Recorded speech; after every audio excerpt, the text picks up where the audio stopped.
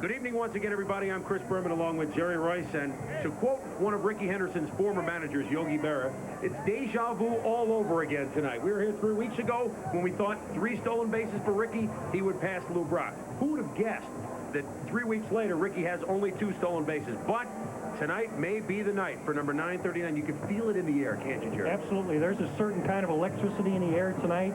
Of course, during the course of a season, it's opening day. Then there's the All-Star game and the World Series. But tonight, it's going to be an event. History can be made. History was made in sorts on Sunday afternoon here at Oakland when in the 6th inning, Ricky Henderson stole second base on the outstanding catcher of the Angels, Lance Parrish. It was number 938 all-time, and finally, he's been on the DL, came back Saturday, went 0 for 4. Sunday stole this base to tie him with Lou Brock at 938. How quickly do you think we'll see it tonight, Jerry? I would guess that if he gets on the first time, he'll go in first 3 pitches. How about the first pitch? Well, you're guessing the first pitch. I'm saying one of the first 3 pitches. With all the chips on the first pitch, that's where we're going. For the Yankees, they would just like to get a couple of runs here because against the Oakland A's last year, they were 0-12, outscored 62-12. Now, is that something that they brood about all winter long, or they come out here today and they don't even remember that? Oh, they certainly remember it. It's like a dark cloud that hangs over them. What they want to do this year is to win this first game so that they can get that cloud behind them. And also, it can mean quite a bit for the Yankees for the upcoming season as far as their confidence. Well, speaking about confidence, Ricky Henderson has it this evening. How perfect. The team that he toiled for, in addition to the A's, the Yankees. And they're in town tonight. Bob Welch, Cy Young Award winner last year for the American League champion Oakland A's, goes against the youngster Dave Island.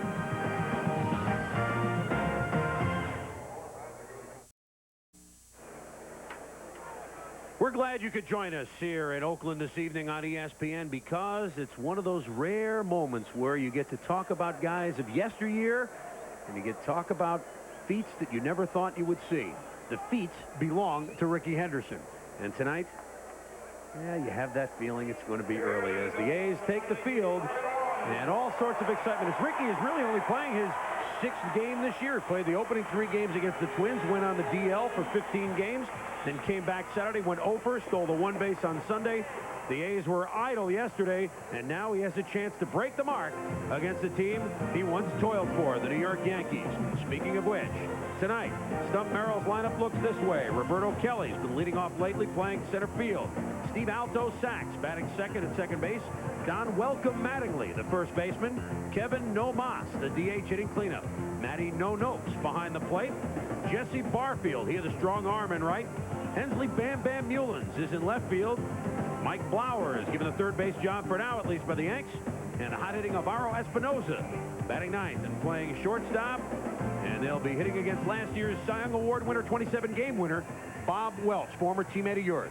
Former teammate of mine in Los Angeles. When he pitched in Los Angeles, it was a fastball and a curveball, and toward the end of his time in Los Angeles, added the split-finger fastball. What has made him successful here has been the great defense behind him, and also he's matured. He has grown, and in addition to that, he has settled himself down on the mound so much to where earlier in his career he was herky-jerky. No longer.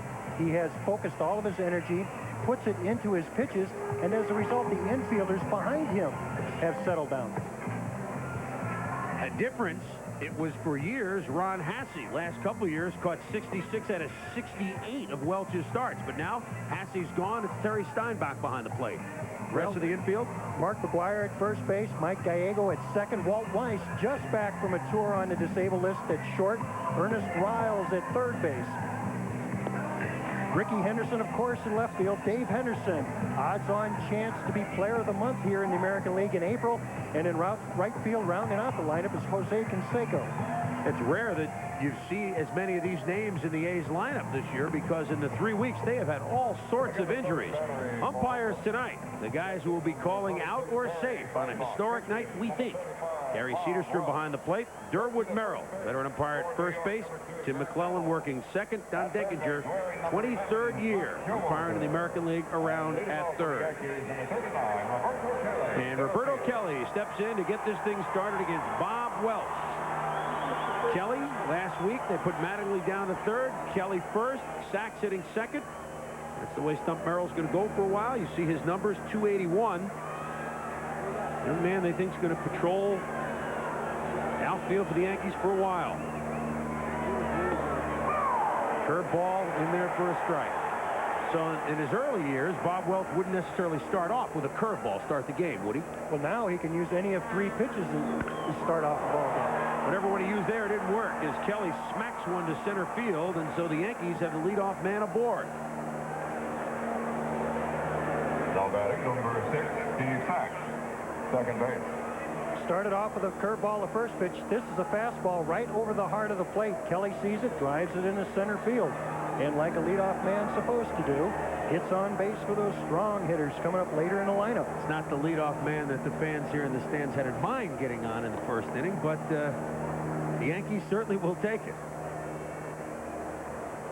Steve Sachs, a youngster when you were mates with the Dodgers.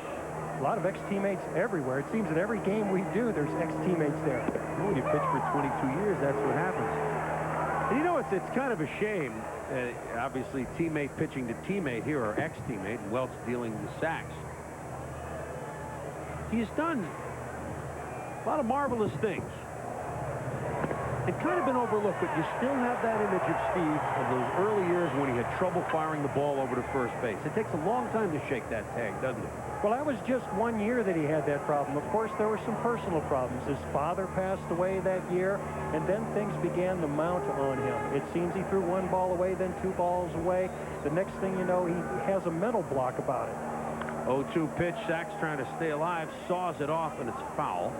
Count remains the same. But since that time, he has worked hard, and he has become, in the American League, probably the best defensive second baseman that you can find today. He really didn't get the respect that he deserved his years with the Dodgers. But now he's come over here. He's played steady, hit over 300 his first year in the American League. There goes Kelly, but Sachs swinging at the 0-2 pitch fouls it. That's third base coach Bucky Showalter. So we'll do it all over again. Sachs is the only major leaguer to have amassed 600 at-bats the last 5 seasons. Ripken didn't do it. Carter, the guys that play almost every game. Hernandez.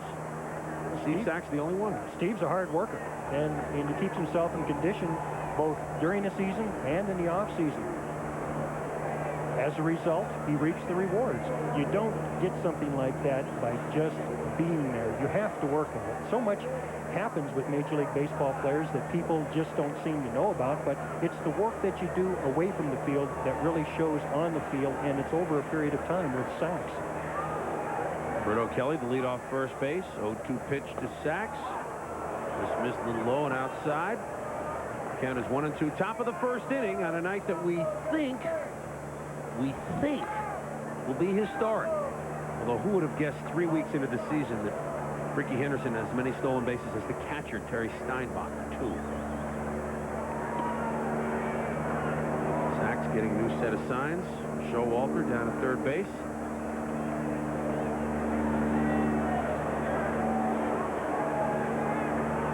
Pitch out, nothing going. Now the count is 2-2.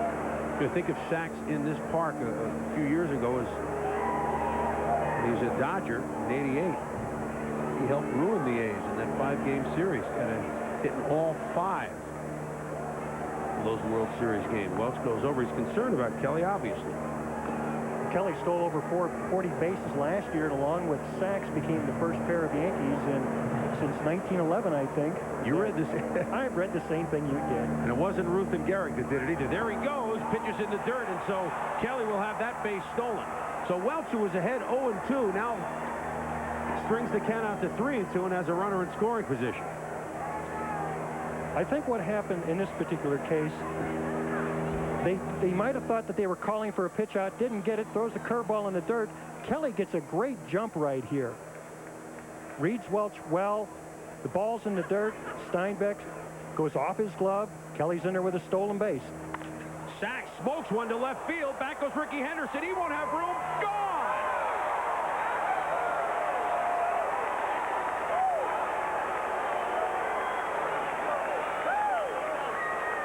Well, you said going 0 for 12 against the A's last year stuck in the craw of the Yankees.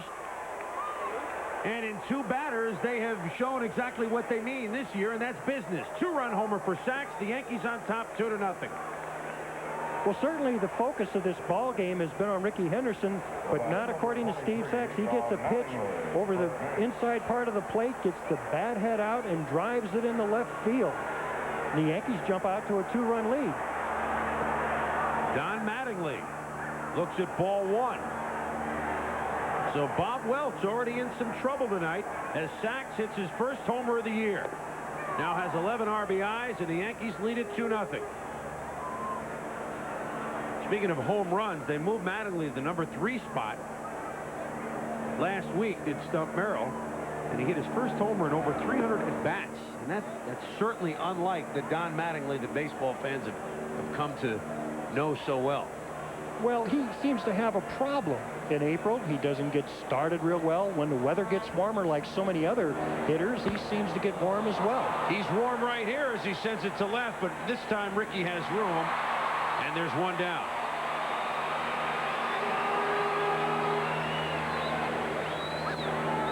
So Kevin Moss, the DH, comes up. Mattingly records the first out of the ball game.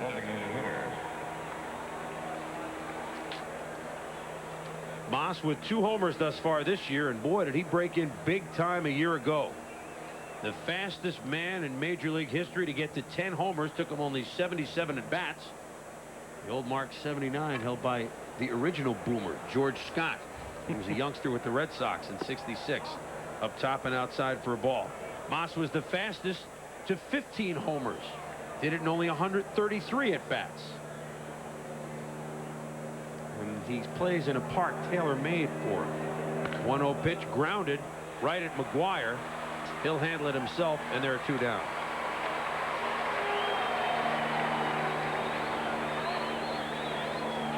Stump ball. Frank Howard, you see right there. He could, speaking of hitting him deep, he could go deep, couldn't he? Yes, he could. He was out throwing batting practice early today. He throws batting practice every day, loves the game. He does. That'll bring up the catcher, Matt Noakes. Platoon situation.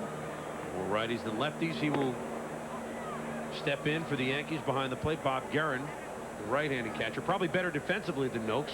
He's obviously thinking about a lot of things this evening.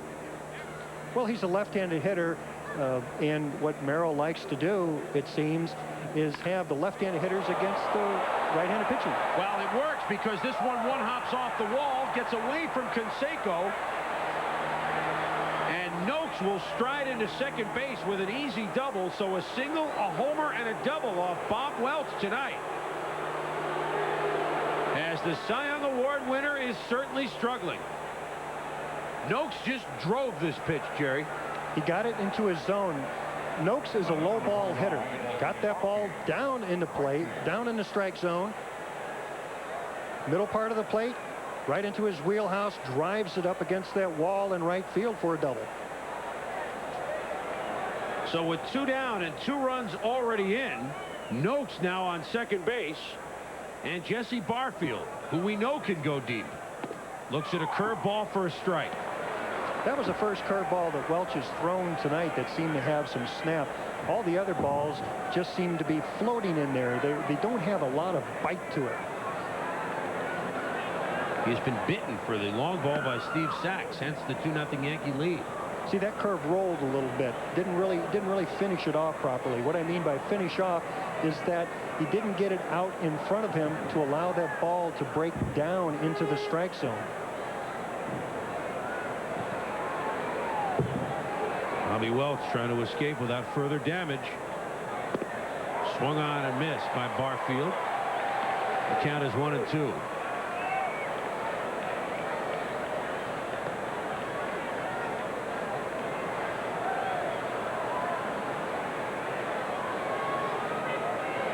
Barfield is 11th season all-time home run hitter for the Toronto Blue Jays. That pitch misses. It's 2-2. Came over to the Yanks at the end of April in '89. Right about this time 2 years ago, a trade for Al's cigarette lighter.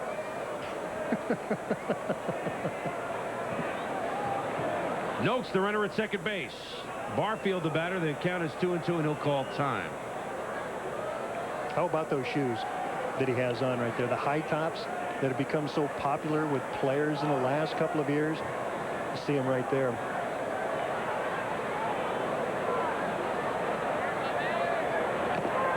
Swung on and missed. So Welch recovers, kind of, but not until he was touched by a 2-run homer by Steve Sachs. 2-0 New York.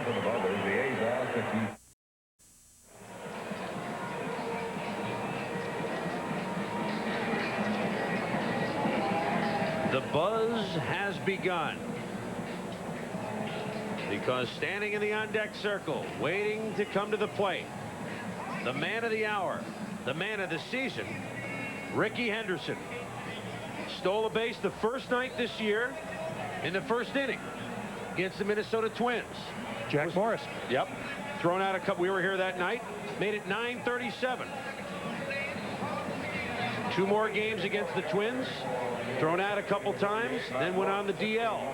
Came back Saturday. Went 0 for 4. Stole 1 base Sunday for number 938.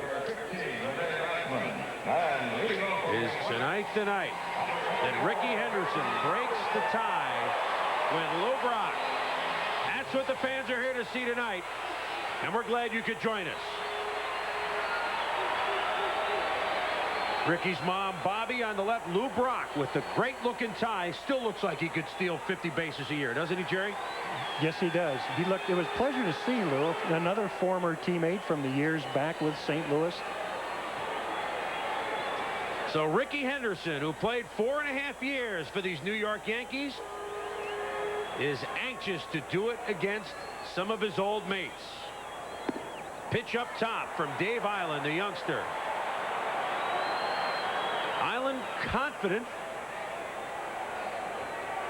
Would love to keep Rickey off the base paths, that's for sure. Would not like to start his career, really, being a footnote to history. Island and Noakes, the men in the spotlight, as Henderson takes a strike call. He's certainly conscious of the fact that Henderson is going for the all-time record. As a player, does a player like to be included in something like this, especially in a negative matter? You really think, no, I'd rather it be somebody else. That's a professional pride. Some guys may actually like it. Henderson slugs one to center field, but Roberto Kelly going back makes the catch on the warning track. That one had more legs than we thought. Well, you can't tell out here with the way the flags are blowing in the outfield exactly what the ball will do once it gets to the outfield. The wind swirls here. It could appear as if the ball is flying out to right center, as the flags indicate. What can happen sometimes is that it's blowing another way where the ball is. It's a high fastball out over the plate. Henderson can't quite keep his hands on top of it, gets under it just a bit. Even with that, he drives the ball over 380 feet.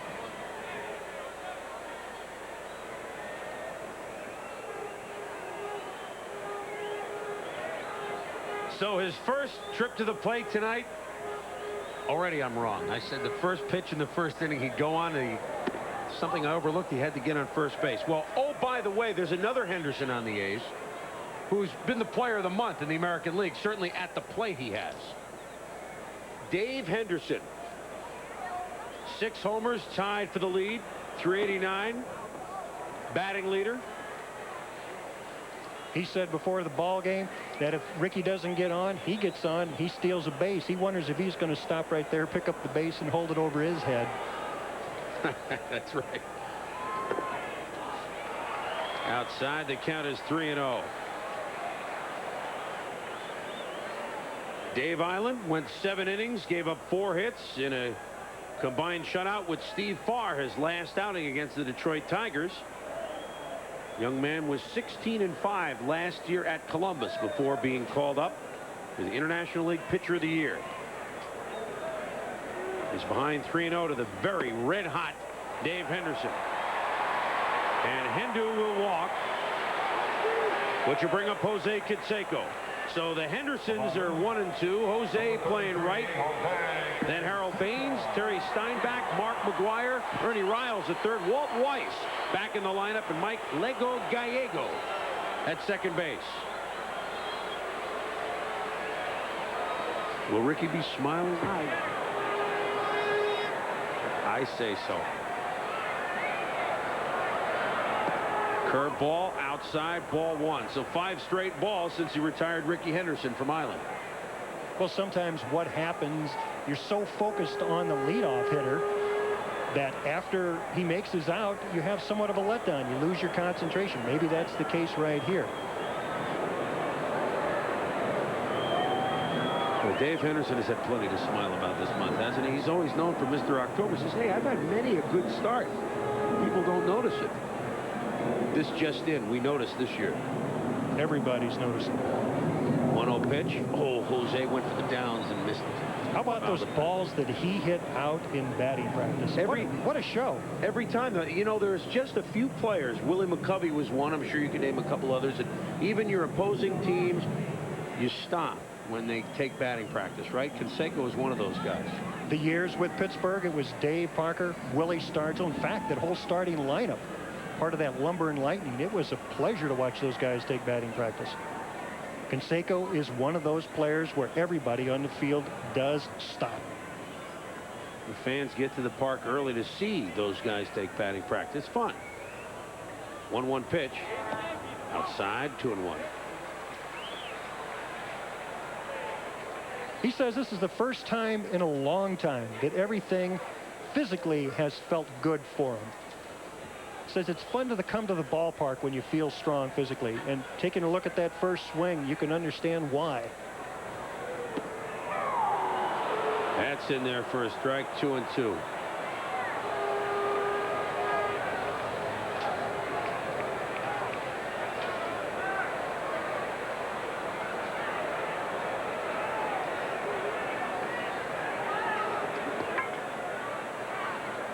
Island goes over to first. Dave Henderson back. Didn't mean to slight Edgar Martinez of the Mariners. It's the only category that Henderson does not lead in, I think, at the end of April. Henderson hits batting. It's the second leading hitter in the American League at 389. Edgar Martinez after a great start of the Mariners. And that pitch misses at 3-2. By the way, you'll see Martinez Sunday night. Our Sunday night game, the Yankees at the Seattle Mariners, 8 o'clock Eastern time. And it does not rain in the Kingdome, by the way, so we won't have that problem this Sunday. Tony La Russa all smiles now that they swept the Angels. And smiling to see Walt Weiss back in the lineup.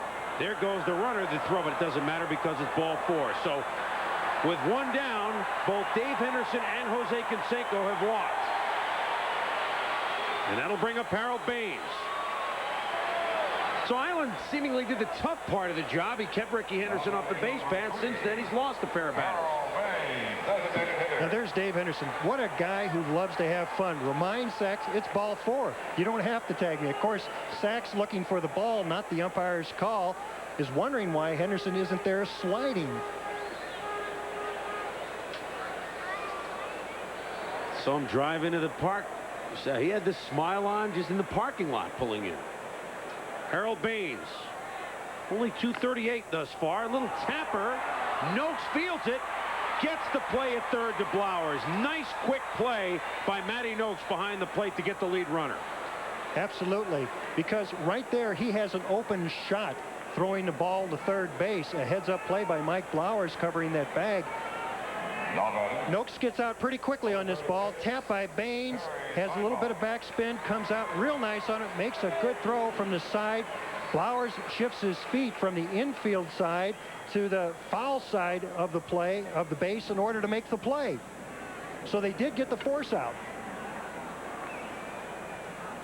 So now Canseco at second base. Baines at first. 2 down. And Terry Steinbach is up. Gets under it. Plenty of room for Kelly in center field. Squeezes it. And the A's are gone in the bottom of the first. No 9:39 yet. 2-0 Yankees.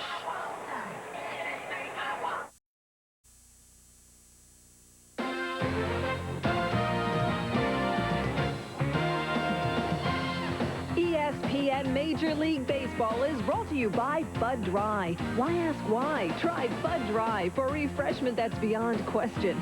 By Federal Express. Absolutely, positively the best in the business twice a day. And by Ramada. Ramada, for the people who get it done.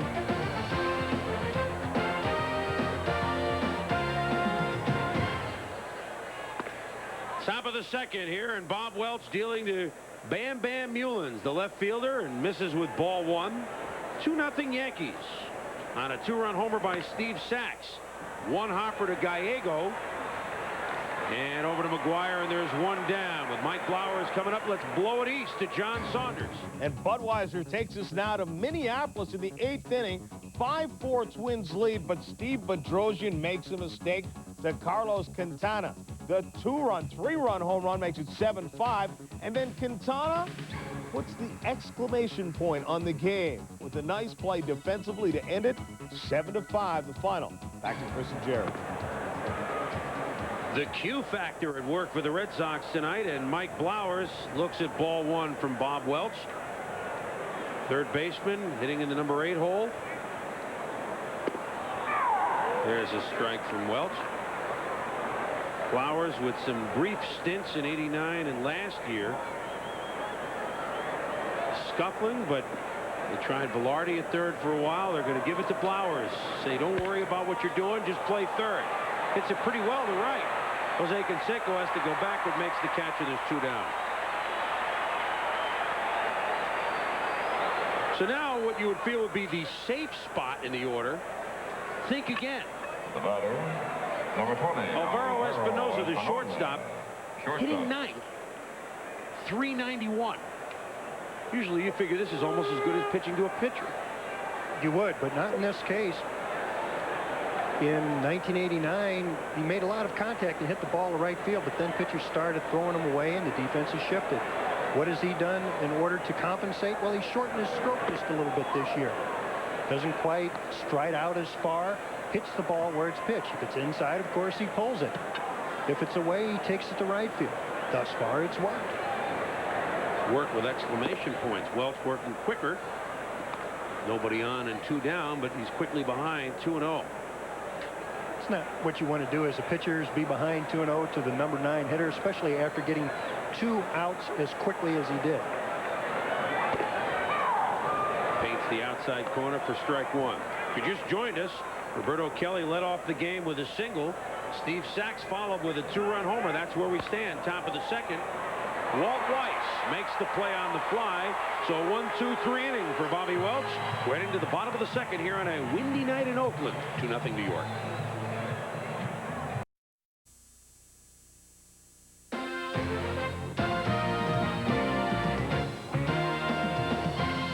ESPN Major League Baseball is brought to you by Orion Pictures. FX2 now playing at theaters everywhere. By Dodge, Chrysler, Plymouth, Jeep, and Eagle dealers, where you get the golden advantage. And by Dollar Rent-A-Car, right on the airport, right on the money. Mark McGuire, first base.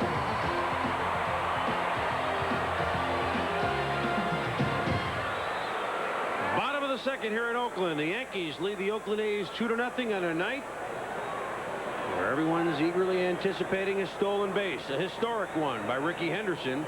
But he flew out to center field in his first appearance to lead off the game. Lead off the bottom of the first, I should say. Now leading off the bottom of the second for the A's, Mark McGuire. Looks at strike one from Dave Island. McGuire, there you see it. 206, struggling. Really hasn't hit for average for a couple of years, but he's not a brooder. He's not a worrier, and Tony La Russa says, don't worry about him. He got under that one, didn't get the best wood to it. Mullins makes the play and left, and there's one down. Let's check out the Yankees defensively, Jerry. Don Mattingly at first base, Steve Sachs at second, Alvaro Espinosa at shortstop, Mike Blowers at third base.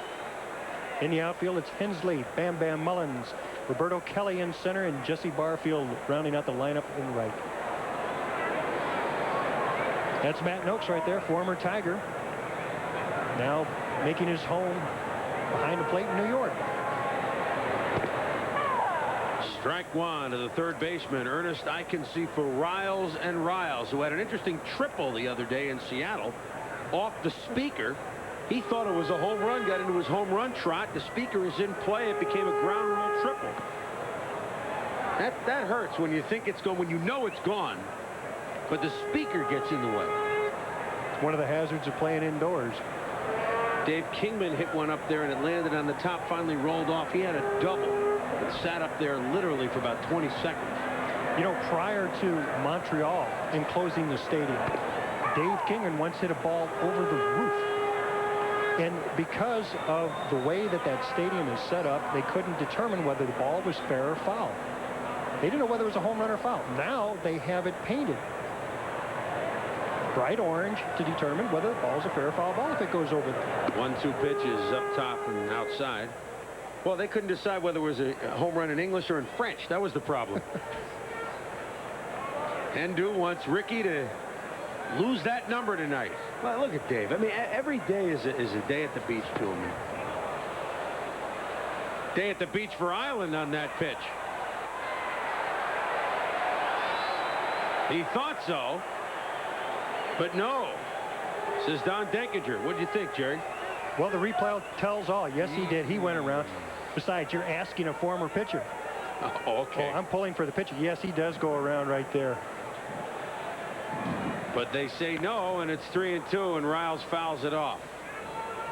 Bottom of the second, 2-0 Yankees. A 2-run homer by Steve Sachs. Dave Island has walked a pair of A's, but has yet to surrender a hit. It's almost a candlestick evening here tonight in Oakland. When you look at the flags in the outfield, particularly over left field, some are blowing toward the left field line. You look in center field, they're blowing straight out. And you look at Riles rifles that into the seats. You look at the papers on the field. Now, on the infield, they're going, well, there's the flag, and that's going to left field. To straight left field. Now, look at the other one up there. You're right. It's going straight out. I don't get it. It's very simple. It swirls. Yes, and from position to position, you don't know which way the wind's blowing. So the papers in the infield are going to the third baseline. The papers in the outfield going to the right side. And Riles is going to center field with the first base hit for the Oakland A's. So with one down, the A's have a base runner in the person of Ernie Riles. Always on the base pass is John Saunders. Last week, though, for Darryl Kyle, no one got on the base pass in 6 innings, didn't give up a hit. But tonight, Gary Scott gets him. His first major league home run, just 1 of 10 on the night for the Cubs. 10-3 is the final. Hector Villanueva with 4 runs batted in. Back to Chris and Jerry. All right, John Walt, 3 blind Weiss, the shortstop, back in the lineup off the DL. As Vance Law is put on the DL today by the A's. You know, he is an unsung, and we talk about the wind swirling. That sound you just heard was our banner blowing into the booth. He's an unsung hero, really, for the A's. Never gets the publicity, but he anchors that defense, allows Gallego to go back full-time to second base. And the two of them are pretty nifty double play combination when they're both in there. It's no secret that this team, why this team has won the last 3 years the American League pennant. It's because of guys like Weiss. So much you hear about the Hendersons, Canseco, McGuire. You're exactly right. The defense of Weiss. You know, growing up, he did in Rockland County, not far from Yankee Stadium, just over the Tappan Zee Bridge for those closer to the area, so about an hour and change outside of New York. He never got hurt. He never got hurt at college. Had the outstanding rookie year here, American League Rookie of the Year, 88. But the last 3 seasons, he's had the injury bug. He's now down 1-2 in the count. Missed a bunch of time in 89. Last year, of course, hurt his knee in the ALCS, Game 2 in Boston. Back to left knee this time, which is why he was on the DL. Early fair. Ground ball. Sachs. Espinosa over to Mattingly, makes a nice play, and the Yankees turn the deuce. We've played deuce here in Oakland. 2-0 New York.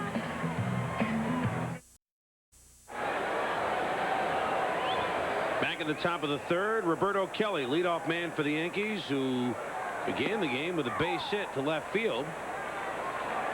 Looks at strike 1 from Bob Welch. And Kelly was aboard when Steve Sachs followed with the homer. That's where we stand, 2-0. Curve ball, slug to right field. Canseco going back, leaps, makes the catch. Canseco knew right from the crack of the bat that might be trouble. Got the good jump on the ball. Knew where the wall was. Made a nice play. Absolutely. So much has been said about the home runs of Jose Canseco. Not enough has been mentioned about his defense. Gets a good jump on this ball. Takes one step onto the track, makes the catch, goes into the wall, and holds on to the ball. What do you think got the worst of that collision, him or the wall? Canseco one, wall nothing. Steve Sachs is up. Homer to left field, his first time up, his first homer of the year. Told you he ruined the A's in this park in the series in '88. Went 6 for 20. Interesting pitch selection by Welch. The first time Sachs was up to the plate, it was curveballs. Got ahead of him with curveballs, then fell behind with curveballs, trying for the strikeout. Eventually, Sachs hit a home run on a 3-2 fastball. This time, Sachs falls behind 0-2. 2 consecutive fastballs. Now he sees the curveball, 1-2. So Bobby Welch has changed his pattern. He seems to be more aggressive, at least in this inning, than what he was at the start of the game. Waved off 2 signs by Steinbach. A sharp hit ground ball that Gallego gobbles up to McGuire, and there's 2 down. Tomorrow night, Kirk Gibson and the Royals against his old mates, the Tigers. Cecil Fielder in town, 8:30 Eastern time from Royal Stadium. Detroit at Kansas City. Join us here on ESPN as the hits just keep on coming. And the way those 2 guys can swing the bat, the hits certainly keep on coming. Don Mattingly flew to left field his first time up. Looks at ball 1 from Bobby Welch. Fouls it back. Now I'm looking out in right field, and every flag is going in a different direction. Sure, if you could pick up the paper that's on the infield and catch some of it moving, it's blowing toward the A's now look dugout. at those flags, lower in right field below the scoreboard. Each one's going a different direction. This one will curve foul around the Oakland bullpen.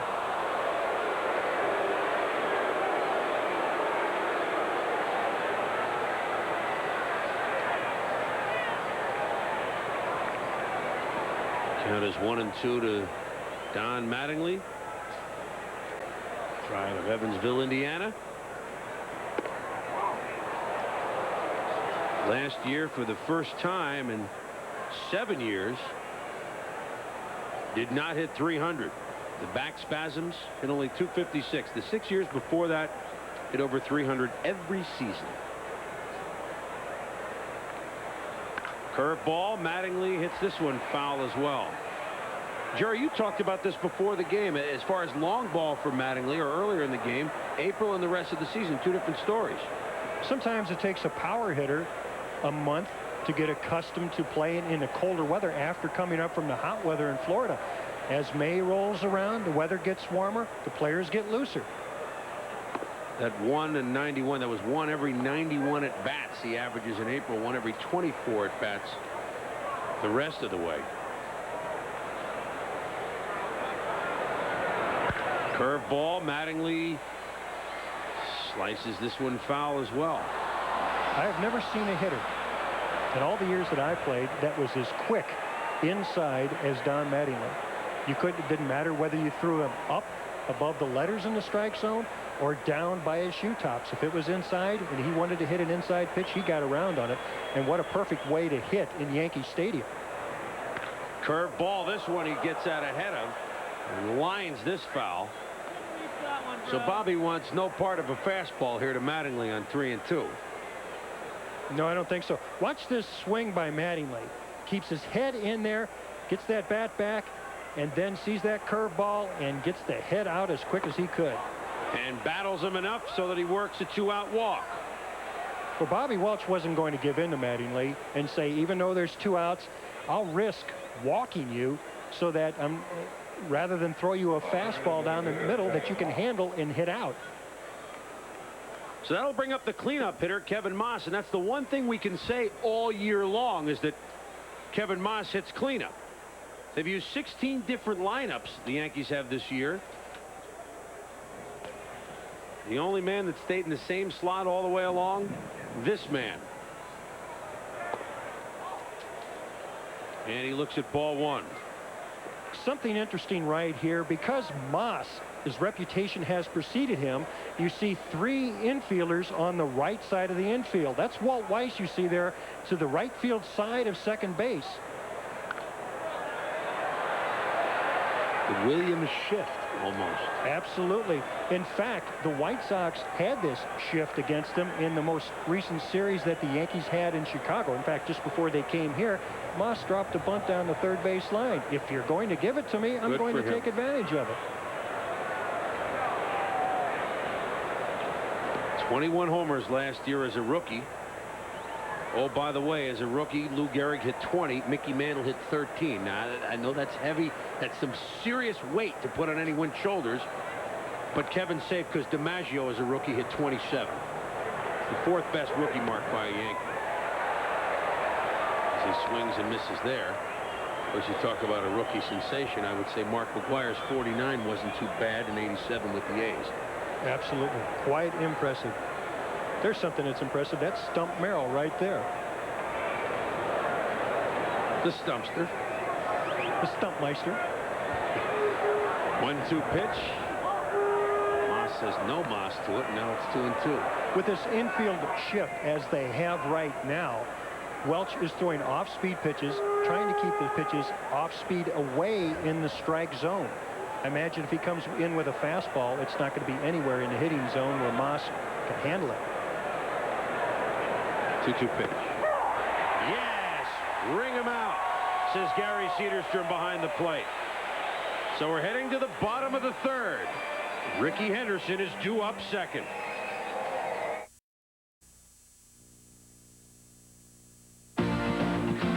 August 29th, 1977, Lou Brock of the Cardinals against San Diego. Steals base number 893, breaking the mark of Ty Cobb.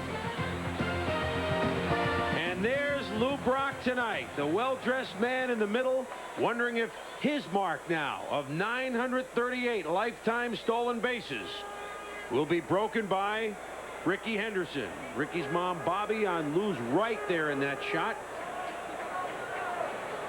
Lou's become a regular here in Oakland. He ought to get a season ticket. Or an apartment. Mike Gallego leads it off with Ricky on deck. Gallego swings at the first pitch, sacks to Mattingly, and there's one down.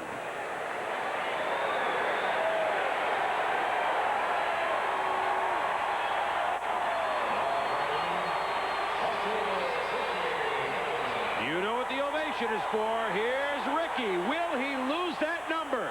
There's the number he wants, 939.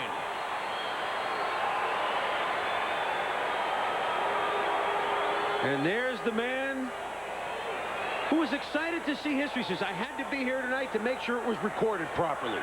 Well, absolutely. If it's your record and it's your claim as to the reason why you're in the Hall of Fame. Of course, 3,000 hits helps too. Henderson looks at strike one and, as you can see, was not enamored with that call.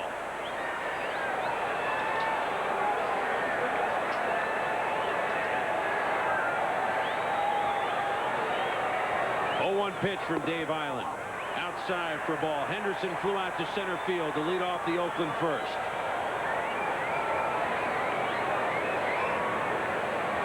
Ricky playing in his 6th game of the season for the A's.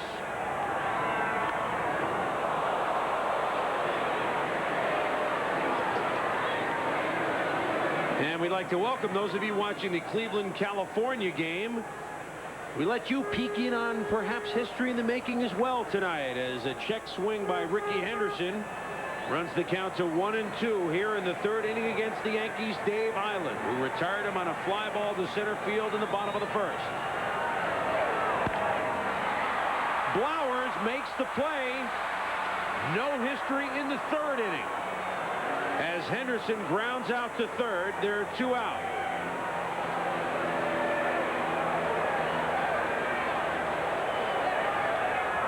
So Ricky, the batter, Get back and think about his next at bat, as Island has handled him well. Been ahead of him. He's been ahead of him in the count. He knows, and the pitcher knows that there is an occasion. There's a reason why we have so many people in the stands. Of course, the A's have been playing well, but history is in the making. It's a special occasion. Dave Henderson. Again, a pitch inside, just as he did with Ricky. Fouls it back, so Island gets a break. Well, after he retired Ricky Henderson in the first inning, he walked both Dave Henderson and Canseco. Lost his concentration a little bit. This time, he's a little more together, a little more aware of the situation. Could have been jitters just a little bit. Remember, he's just up from the International League last year. And there's a base hit up the middle, something we've become accustomed to seeing from Hendu, certainly this month. So with 2 outs, Dave Henderson is aboard. How was he done as April's about to go out the window at the end of this game? Well, if you rank first in total bases, slugging percentage, extra base knocks, and tie for first in runs, hits, and home runs, I would say you've had a decent month. You're understating it, of course. That's player of the month right there. Except for maybe Roger Clemens. It'll be a tough vote. Yeah. Oh, player and pitcher of the month. Fine, we've just solved it. Now let's get on to Canseco and see what we're doing here. That's right. With 2 down, Henry, the runner at first base. Canseco, who made a nice catch in the top half of the 3rd inning to rob Roberto Kelly of an extra base hit. Now tries to do it in the bottom half of the 3rd with the stick.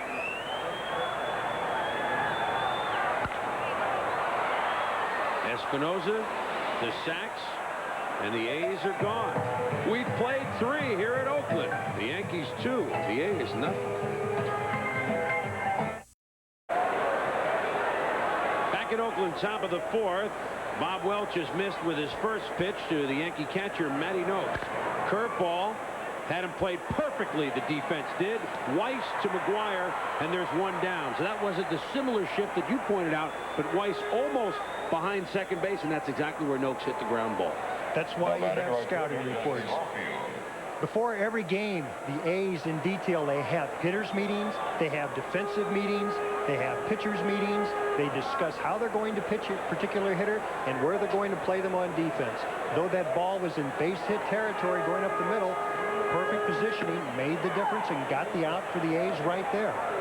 Jesse Barfield looks at strike one. Yeah, baseball, they never used to meet, or at least the players didn't. Occasionally pitchers and catchers would, but does that really change since you've come into the game?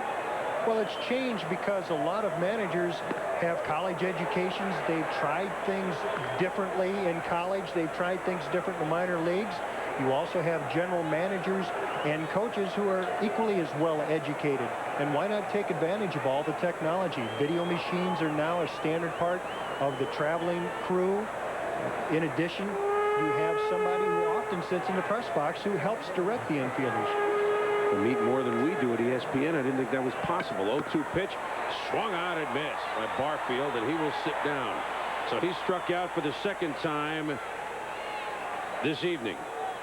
Chris Berman and Jerry Reuss with you here at Oakland. Will this be the night? Ricky Henderson thus far 0 for 2 as the Yankees on a 2-run homer in the top of the 1st by Steve Sachs lead the Oakland A's 2-0 here.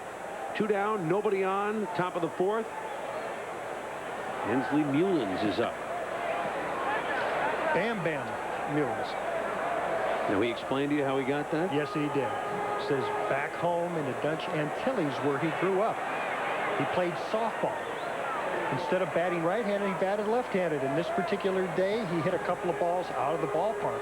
They started calling him Bam Bam. When he went to play in the minor leagues his first year, they said, Hensley Mullins. We need more than Hensley Mullins. They said, what's your nickname? He said, well, my friends called me Bam Bam. And, of course, it stuck. As many a young nickname can do. Sunday night, you can see Bam Bam, Don Mattingly, and the gang again of the Yankees. Junior and senior and the Mariners from the Kingdome. That's the Yankees at the Mariners Sunday night. Exclusive Sunday Night Baseball on ESPN 8 Eastern Time. Way inside. Count is 1-1. Bob Welch a different pitcher now than he was in the 1st inning? He's more aggressive right now. I think so. He's going after hitters. He's starting off with a fastball. the past couple of innings as opposed to his curveball. He's working a little bit faster. Seems somewhat tentative to me the first inning with that curveball. 1-1 pitch. This up top. Count is 2-1. Mullins from his Dutch Antilles, the Caribbean. Not your normal birthplace of major league ball player. Absolutely. He speaks 4 different languages fluently. Dutch, Spanish, English, and the dialect of the islands, Papiamento. I asked him, I said, what does your wife, in what language does your wife talk to you when she's angry? He says, Papiamento. Base hit to right. She's not angry with that base hit. So with 2 down, Mullins is aboard.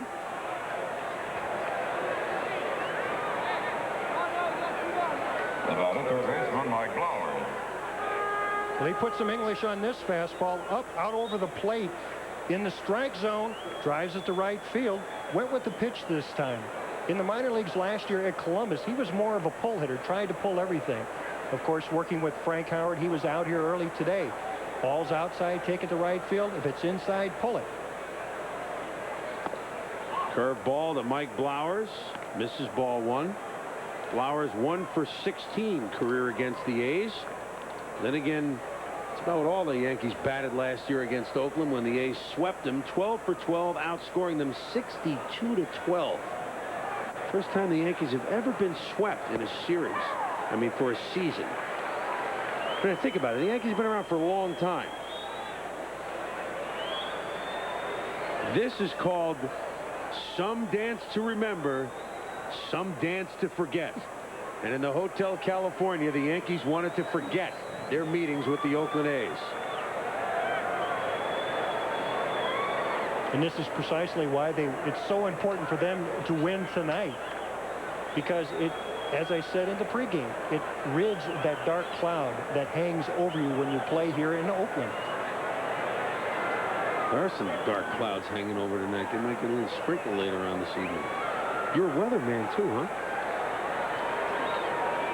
I'll tell you what. I want to do news, weather, and sports. Get him in the broadcast booth for a month and I'm going to take over everything. Count is 1-1. Flowers fouls it back. Mullins the base runner at first base. Top of the 4th, 2-run homer by Steve Sachs after Roberto Kelly's single led off the game. Sachs followed with a homer. That's your run scoring tonight. Bob Welch settled down after that, although he did yield a 2-out double to Matt Noakes in the first inning. We do not allow a hit until Mullins just reached him for a single a moment ago. And now he's way inside to Blowers and evens the count at 2-2.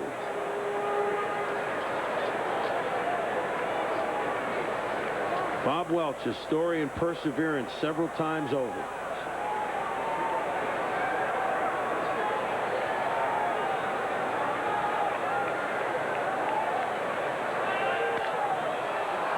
Popped to shallow right. Canseco fights the win, now makes the catch. And the Yankees are gone in the 4th. Heading to the bottom of the 4th here in Oakland. New York 2 and Oakland nothing.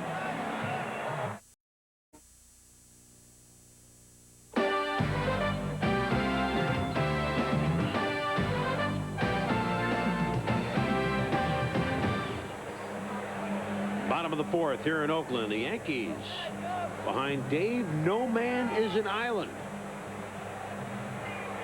He has left the Oakland batters on an island thus far tonight, surrendering only the 2 hits, and the 2-run homer by Steve Sachs allows the Yankees with a 2-0 lead here in the bottom of the 4th inning. They're playing some stump ball tonight. Stump Merrill taking over June last year. June 6th. And the leadoff man for the A's in the bottom of the 4th, Harold Growing Baines. DH. Fielder's choice in the first inning. Baines, Steinbach, and McGuire against 6'3", 205-pound, 24-year-old Dave Island. Hits the outside corner with a strike.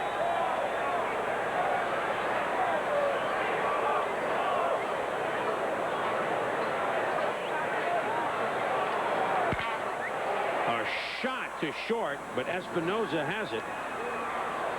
And there's one down. It'll bring up Terry Steinbach. But that left side of the infield, including Espinoza. I mean, you talk about the New York Yankees with Ruth and Gehrig and DiMaggio. The shortstop, Espinoza, from Venezuela. The third base, Mike Blowers, born in Würzburg, West Germany. Roberto Kelly in center field from Panama.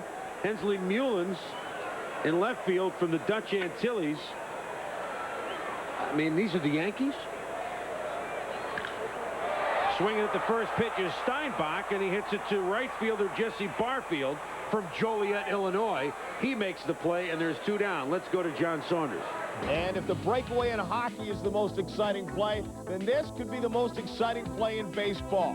Brian McRae, over the head of Bill Kyler, who misjudges it, off the wall. By the time he finally runs this ball down, McRae is circling the bases and slides in with the inside the park home run. Bob Deere's a grand slam in the game, though. It's 5-3. Back to Chris and Jerry.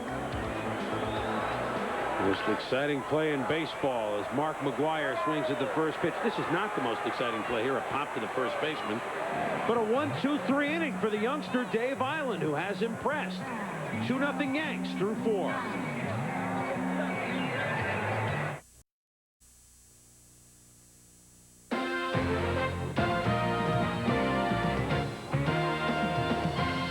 ESPN Major League Baseball is brought to you by Murray Mowers. Tough as they come.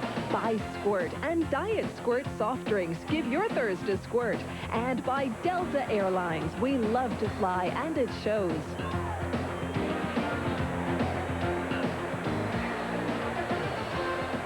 In Oakland, the top of the 5th inning here. Ricky Henderson has gone 0 for 2 thus far tonight. The story, the pitching of Dave Island, the 2-run homer by Steve Sachs, and the Yankees surprising everybody tonight against the team they went 0 for 12 against last year. They lead it 2-0. Alvaro Espinoza lined out to the shortstop Walt Weiss, his first time up. Espinoza's hitting .383.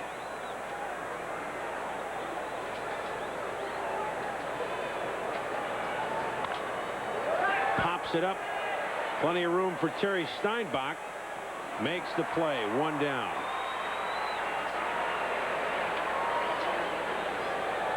So with Roberto Kelly due up, there's a little chip shot hit there by Espinoza. And speaking of which, Las Vegas Senior Classic.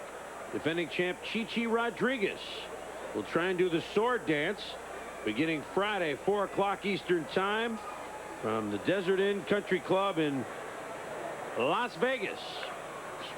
So continued coverage of the seniors on ESPN. That's a big one.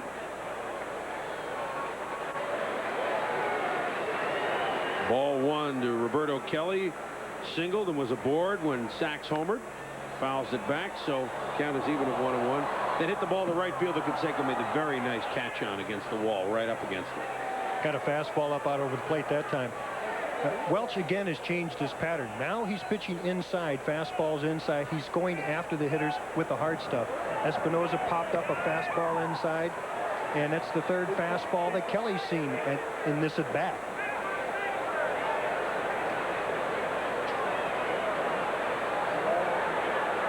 It's like a ticker tape parade out there, isn't it? It's amazing here. And San Francisco, it's the same way. Trash blowing full over the field. Look at that bit there between short and third. I mean, someone had a big dinner here. I mean, that looked like it all came from one bag.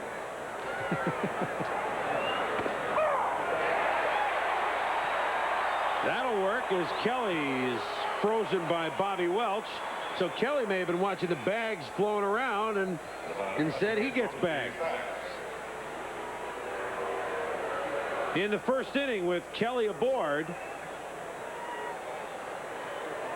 Steve Sachs just crunched one down the left field line. It really was a no-doubter. And in 2 batters, the A's were behind 2-0. It was that simple. His first homer of the year. As Sachs looks at ball one. And his 40th homer lifetime. And that was his first hit in 12 attempts against Bob Welch. He made it count as Welch off speed evens the count at 1-1.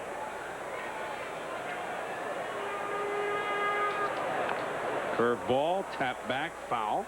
Sachs in his first year, 1989 in the American League, hit over 300. Last year, 260. Why the difference?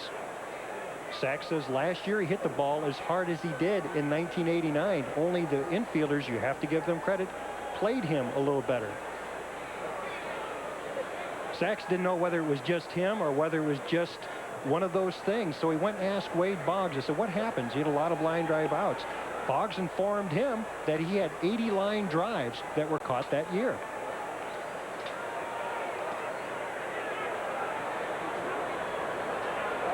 See the defense somewhat straight up right there as Bobby Welch misses on that fastball in the outside corner.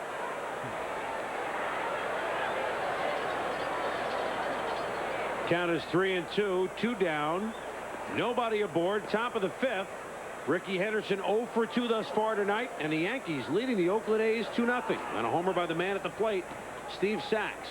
The years that Sachs hit well, of course, he hit over 300 one year for the Dodgers. The reason why is because he was taking the outside pitch and hitting it to right field. Takes this to right field, but got under it way too much. Long run by Gallego, but Canseco says, let me handle this one, and he does. Heading to the bottom of the 5th. 2-0 Yankees. Bottom of the 5th inning. Ricky Henderson due up 4th for the Oakland A's, who trail the Yankees 2-0 on the 2-run homer by Steve Sachs in the 1st inning. They want it, and nobody wants it more than Ricky. Get it off his back almost. It's been something he's thought about during the whole offseason, knowing that he was just too shy of tying Lou Brock. Then the 15-day trip on the DL. There's the trainer, Barry Weinberg, and, you know, he may not go much past this next at bat. There is that possibility as Weinberg is checking his left calf, which has been the problem. As Ernie Riles looks at ball 1. On a chilly night, there is a question that he'll go the route. When La Russa pinch hit for him Sunday with Willie Wilson in the 7th inning, everybody booed, except us, of course, knowing that we were doing this game. But there you see Barry Weinberg working on it. But that was the plan all along, to pinch hit for him in the 7th inning, that he would go 6 innings. Rick said they would see how it felt tonight, that maybe he would go 9 as Riles looks at strike 1. The count is 2-1. But on a chilly evening, well, we'll have to wait and see. Riles hits one to left field that Mullins goes back on, makes the catch, and there's 1 down. Always making the grab at the studios, John Saunders. That sounds like something we shouldn't talk about. But Budweiser takes you to St. Louis. The Braves and the Cardinals. Lee Smith striking out Jerry Willard here. Lee Smith has had 8 save opportunities. He's hit all 8. That sounds like Dennis Eckersley type numbers, which takes us back to Oakland and Chris and Jerry. Jerry Rats Willard lives, although not against Lee Smith tonight, as Walt Weiss grounds one foul. But back to Henderson. I mean, Barry Weinberg was telling me before the game, Jerry, that, you know, Ricky really isn't in baseball shape yet. He missed a lot of spring training, only played the 3 games, the opening series against the Twins. This is only his 3rd game since coming back off the DL. He's in good physical shape, but not in baseball shape. It takes time, as you said, an abbreviated spring training. And it was cold and rainy in Arizona this year. Of course, playing out here, windy and cold tonight. An injury now, if he re-injures it, it's not going to be 7 or 10 days. It could be 2 weeks, possibly 3 weeks, because it continues to annoy. Weiss, the shot to Espinosa, who twirls and fires to Mattingly. Nice play on a hard-hit ball. And there are 2 down in the Oakland 5th. Espinosa does not have great speed, but he does have, for a shortstop, tremendous lateral movement. You saw that right there. Makes the play. has time to set his feet, make a strong throw, and retire Walt Weiss. Espinosa impressive with the bat this year, and you saw right there with the arm. So Mike Gallego, jack of all trades, regular second baseman. Then they brought Randolph in last year. Where was his spot? But you know, people get hurt. Mike Gallego's always there. Now with Weiss back, he'll be at second base. Two-hopper to Blowers. Fires over to Mattingly. And that's 7 straight retired by Dave Island. We've played 5. 2-0 Yanks.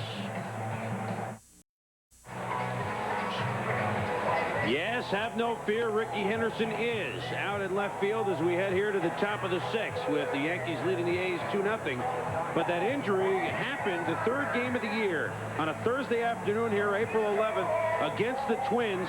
There's the left calf right there. Pulled it. He went on the 15-day DL, just came back on Saturday, and you see him favoring it a little bit. And this is the stretching before the inning, before he came out of the dugout.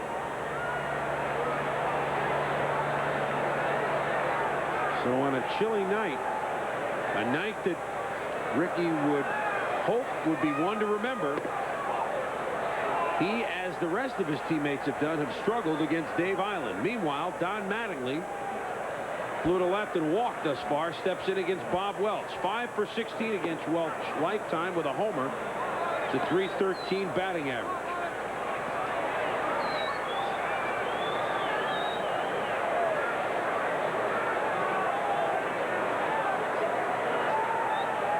Two-0 pitch.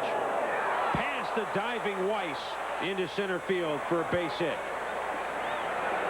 So the Yankees, with their 5th base hit of the ball game, a shot that Weiss again almost was positioned perfectly for. That was a smart piece of hitting by Don Mattingly.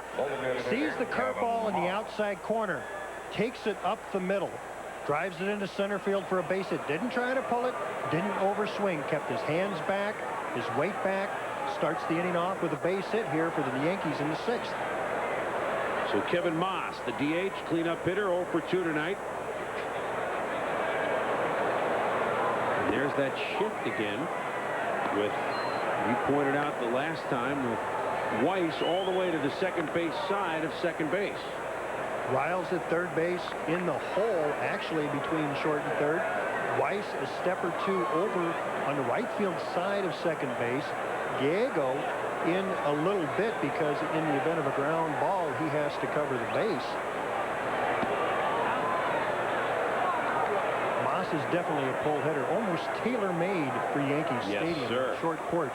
As is the guy who's coaching first base tonight, Greg Nettles. Another sweet stroke to the short porch in Yankee Stadium.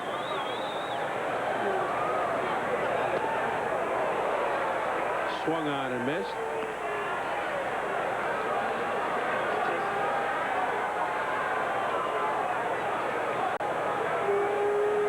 Bobby Welch wrote a book with George Vesey. 5 o'clock comes early. In the early 80s, his battle will come back from alcoholism. As a youngster, he came right up and impressed. Who can ever forget 1978? Bob Welch, Game 2 World Series fan Reggie Jackson. Now they're together, with Jackson being batting coach. Well, not the batting coach, that Rick Burleson, but one of the coaches here for Tony La Russa. Very courageous.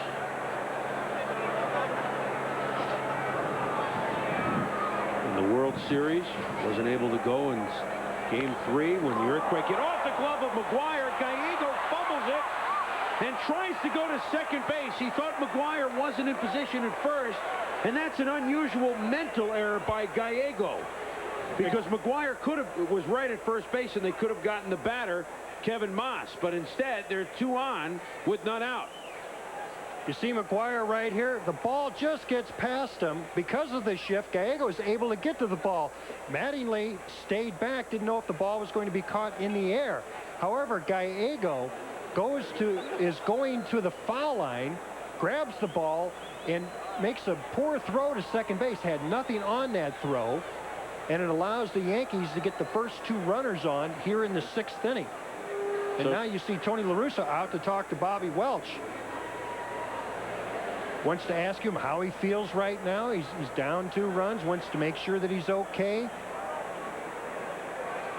But he's confident in him. Doesn't get anybody up in the bullpen at this point. Would have been very interesting if he singled for a lefty out of the pen, wouldn't it? It would have been signaling to you. Up here in the booth, yes. Look up here as they get the left-hander up. They scored a base hit for Moss. So single by Mattingly, single by Moss, and they're 2 on for Matty Noakes. 1 for 2 with a double. Outside is Welch, ball 1.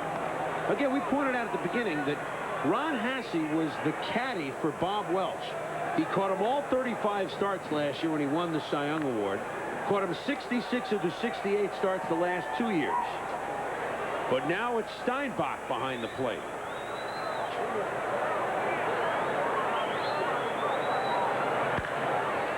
Noakes skies one to left. Ricky comes in, has plenty of time, and there's 1 out. Noakes didn't get his pitch right there. With 2 men on in the 6th inning, you're looking for a pitch that you can drive. You have a runner in scoring position. Right fielder, Jesse Barfield. He went after Welch's pitch that time. So Jesse Barfield is up. We're in Oakland.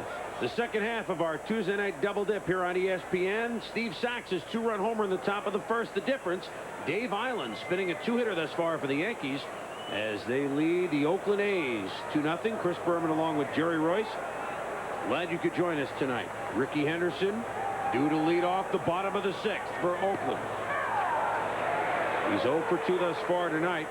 Good pitch there by Welch to Barfield. Back to the discussion about a catcher. Should that make it?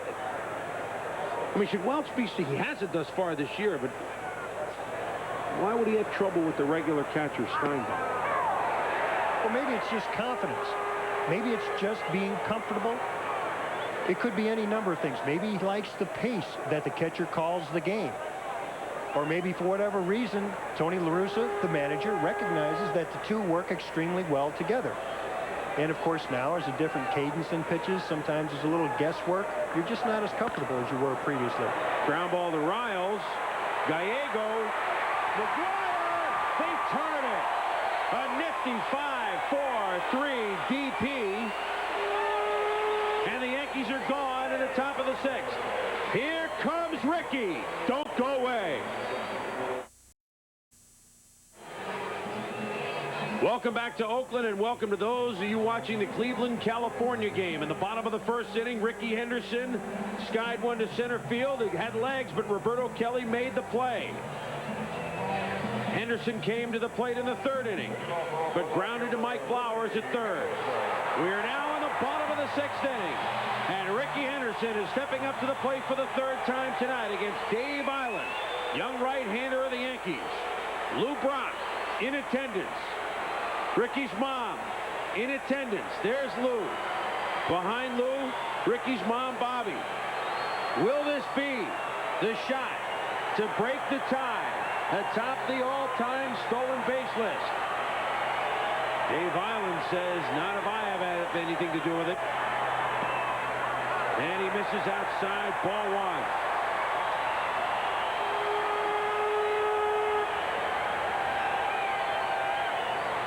Chilly, windy night here in Oakland. But the place will be warm if Ricky can get aboard, and he looks at the strike from Island, 1-1. Ricky appears to be having trouble with that inside pitch. Of course, recalling the scouting reports that the White Sox have. He has trouble with the pitch on the inside corner. Doesn't really have a concept of inside. Slugs one to left, and here's our shot. Henderson aboard with a leadoff single in the bottom of the 6th inning. Everybody on their feet. I think it takes 2 pitches max, Jerry. I'm saying sometime in the first 3 pitches he's going to go. Well, you know what they're talking about at the mound. Sachs, then Mattingly talking with Island. Henderson talking with first base coach Dave McKay, who keeps that clock. Yes, he does. Dave McKay has in his hands a clock, and what he does is time the pitcher's release point to home plate. Sometimes you'll see Henderson look over there. He'll ask for what is the latest time check. Dave Henderson up. Ricky Henderson on first base. None out, bottom of the sixth. Island steps off the row. It's too much tension for everybody to handle. This is the game within the game. The pitcher has to divide his attention between the base runner and Dave Henderson. Doesn't go. Henderson takes, Dave does, the strike call.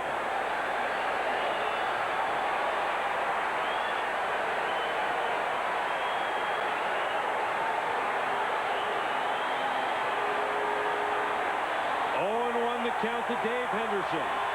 Ricky Henderson on first base. But if you hear the crowd, you already know that.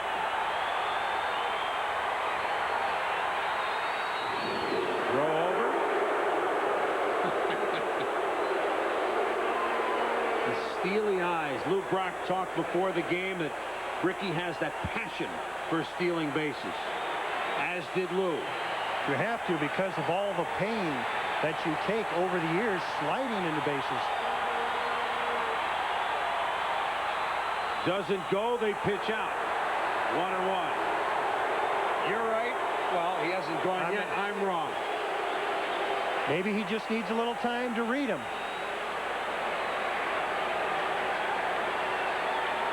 First time he will really be trying to steal off Island. He has stolen bases off 325 pitchers. Doesn't go. Hendu holds back, and Island gets the strike call. It's 1-2. Island that time held it for just a fraction of a second longer. Henderson trying to get in a cadence, count a cadence, so that he can get a good jump on stealing this base.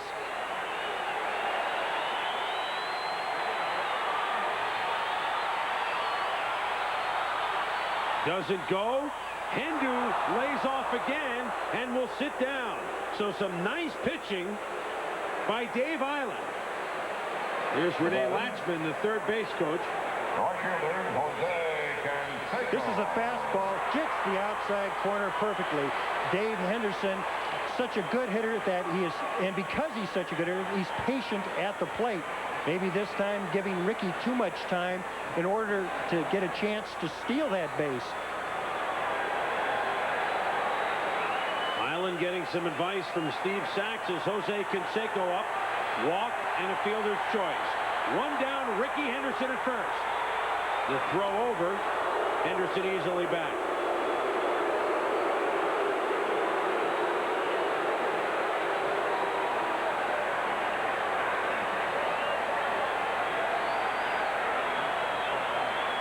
Quicker throw. Well, one way to disrupt a base stealer's rhythm is by throwing over there at different points in your delivery. Sometimes when you come set, sometimes before you come set, sometimes even if you back off the rubber and throw over there. Throw over again. That time he threw over to first base when his hands were above his head, starting the stretch position. He knows exactly where Ricky's standing right now, studying the pitcher. Doesn't go. And Canseco will take the strike. He took 2 steps and the whole place was roaring. The anticipation.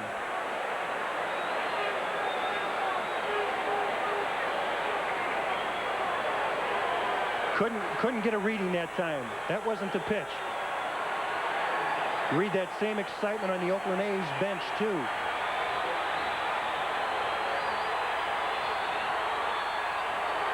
Doesn't go, and I think he wanted to go on that one, but Island fooled him. Once again, he changes the cadence in his pitches to the plate. Ricky at this point hasn't been comfortable getting a good read on Dave Island, and much to Island's credit, he's doing a fine job of holding Henderson to this point. What poise! Count is 0-2 to Canseco. Island steps off.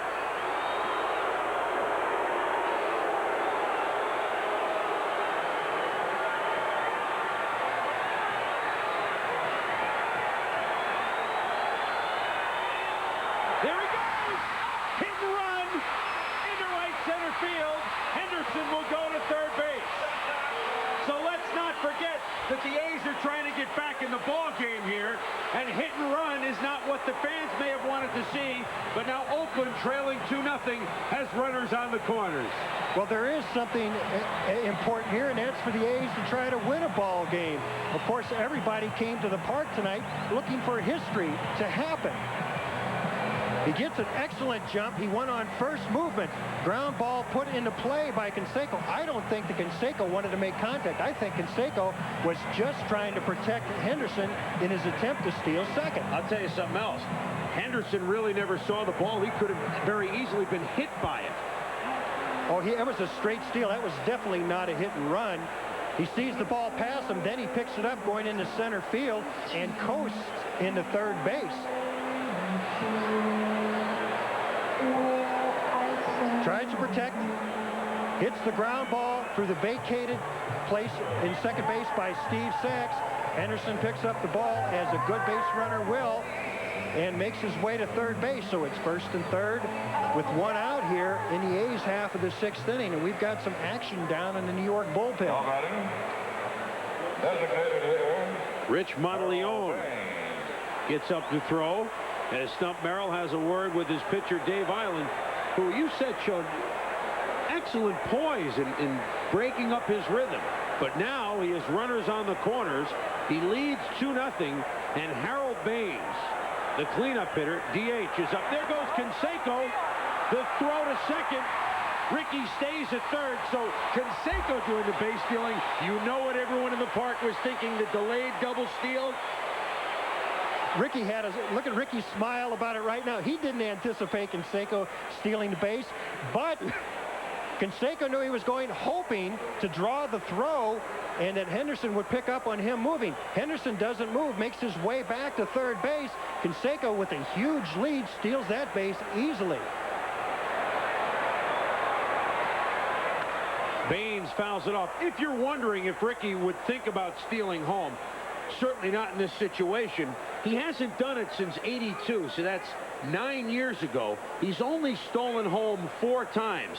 But what would be interesting is, what do they do? Do they dig up home plate if he steals it? Or do they get a steam shovel out here, a backhoe? 1-1 pitch to Baines. Low, ball 2. Probably some New York Mets fans out there could show him how to steal home plate. Without question. Ricky Henderson, single, went to third on the single by Jose Canseco. Jose stole second base, and that's where we are. Runners in scoring position with 1 out for Harold Baines. Bottom of the 6th, 2-0 Yanks. Slug to first. Mattingly will make the play himself. Ricky scores, and it's a 2-1 game. So no stolen base, but Henderson scores a run.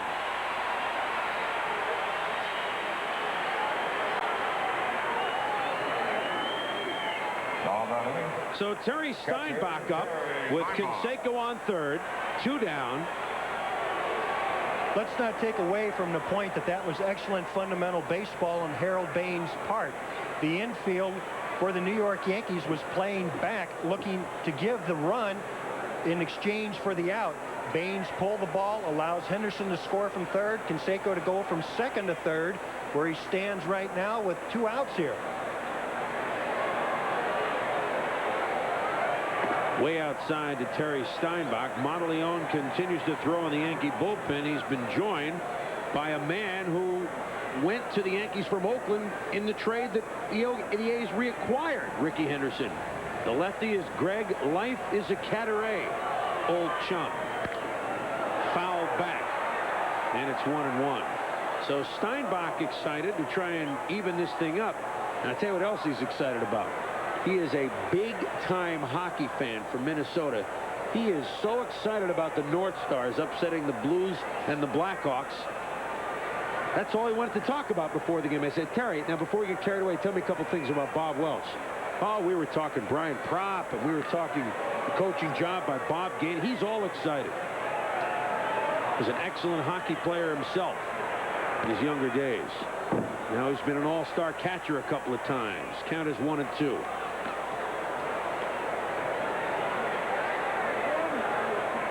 You know, Dave Island's done quite a job this inning. Of course, the game within the game against Ricky Henderson, and of course the importance of the all-time record being set for stolen bases holds Henderson to first base. Though he gives up a single to Canseco, has enough composure to still be in control in this ballgame. Now, just a thought, it's a very chilly night.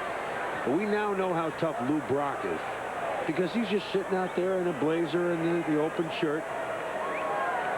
That's how he got 938 stolen bases. Part of the reason.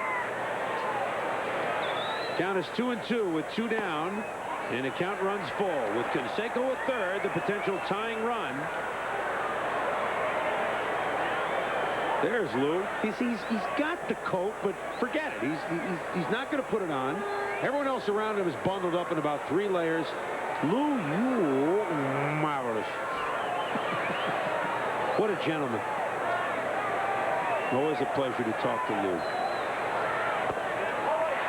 And Steinbach works Island for a walk. So runners on the corners again for the A's. And Mark McGwire mired in a big slump. Hitting now with 200 even. But with one swing of his bat, wouldn't necessarily end his slump, but could certainly give the A's the lead. Has yet to hit a homer this year. The first man ever in Major League history to hit 30 or more homers in each of his first 4 years. So when McGwire goes April without a home run, that's big news. Outside, ball 1.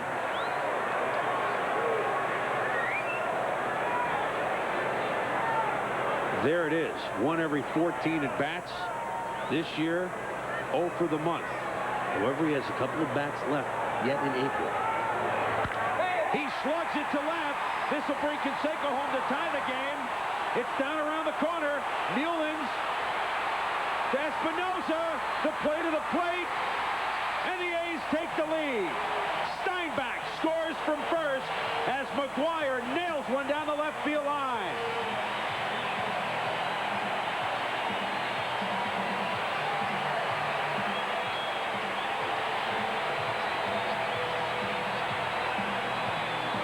Island gets this pitch over the inside part of the plate. McGwire, a tremendous low ball hitter, drives it into the corner to left field. Newlands makes a nice pickup of the ball, but Espinosa's throw is offline down the first base line just a bit, allowing Steinbach to score. A 2-out walk comes back to haunt the Yankees, and we're going to have a pitching change. And it's going to be Greg Cadaret, the stumpster. Stump Merrill has made his decision. And the former A, Greg Cadaret, is in. The A's have taken the lead. We'll be back.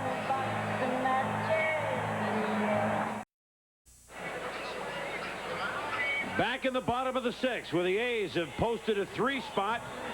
And Mark McGwire, the man that drove in a pair, is standing on second base. And the new Yankee pitcher is Greg Cadaret, who, along with Eric Plunk and Luis Polonia, went from the A's to the Yankees June 21st, 1989, when the A's reacquired Ricky Henderson. You see his numbers on the year. Has been effective. Last year, 5-4 with the Yanks, an ERA of 4.15. And with the left-hander in, Tony La Russa looks like he'll go to the pinch hitter. For the third baseman, Ernie Riles, it'll be Lance. Oh, darn, you've sunk my Blankenship. Hutton liked that one. That's a good one. That's the first time I've heard that one. That's the modified over-the-airwaves nickname. With so many of the Oakland A's going on a disabled list, 4 pitchers as well as regular players, you need to have a player who could come in and play a number of different positions, both in the infield and in the outfield. When you look to the Oakland A's to find who can do that, it's Lance Blankenship.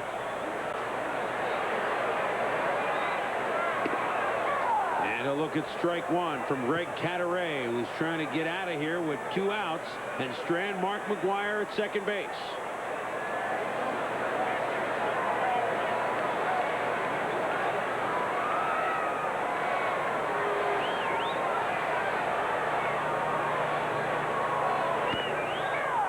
Good pitch by Cataray, and he's ahead of the count 0-2. Blankenship 3 for 10 with 2 out. Runners in scoring position.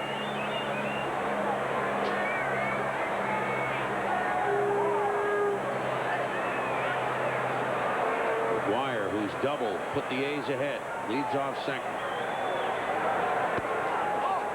Inside and high. Cataray's a power pitcher. Likes to work inside. This is as a short reliever. Problems he has as a starter is that he doesn't have the endurance. After a couple of innings, he seems to lose a little bit on that fastball, and he loses a little bit of command of his off-speed pitches. Grounder to Blowers at third. In the dirt, past Mattingly, and that'll allow McGuire to come around to score. And Blankenship will go to third base. So everything seemed to be sailing so well for the Yankees, but Blankenship's grounder was sailed past Mattingly, the throw by Blowers, and it's a 4-2 game. So that's just carelessness. Plenty of time. A lot of time. Makes a nice pickup of the ball, has control of it, just throws it, it bounces. Mattingly doesn't come up with a hop. Of course, with this huge area, this huge foul territory that they have here in Oakland, it gives Blankenship a chance to go all the way to third base in this area. So the 8th batter for the A's to step to the plate in the bottom of the 6th. Walt Weiss is up with Blankenship on third base. The run, of course, charged to Dave Island. Unearned. There's a one-hopper that Espinosa bobbles. And Mattingly has to really stretch to bring in. Finally, the A's are out, but they've taken the 4-2 lead through 6. Top of the 7th with the A's taking the 4-2 lead over the Yanks. With 1 down, Ricky Henderson was on first, and Jose Canseco at the plate. Yankee with the left foot. There you go.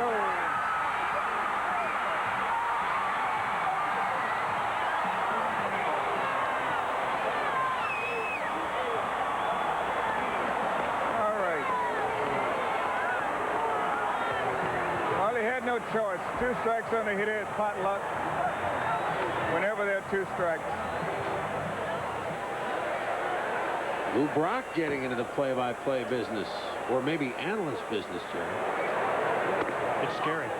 He was good. Of course he's good. That's why he's in the Hall of Fame. He does a lot of things well. 3,000 hits, 938 stolen bases in his career. Now he's a color analyst.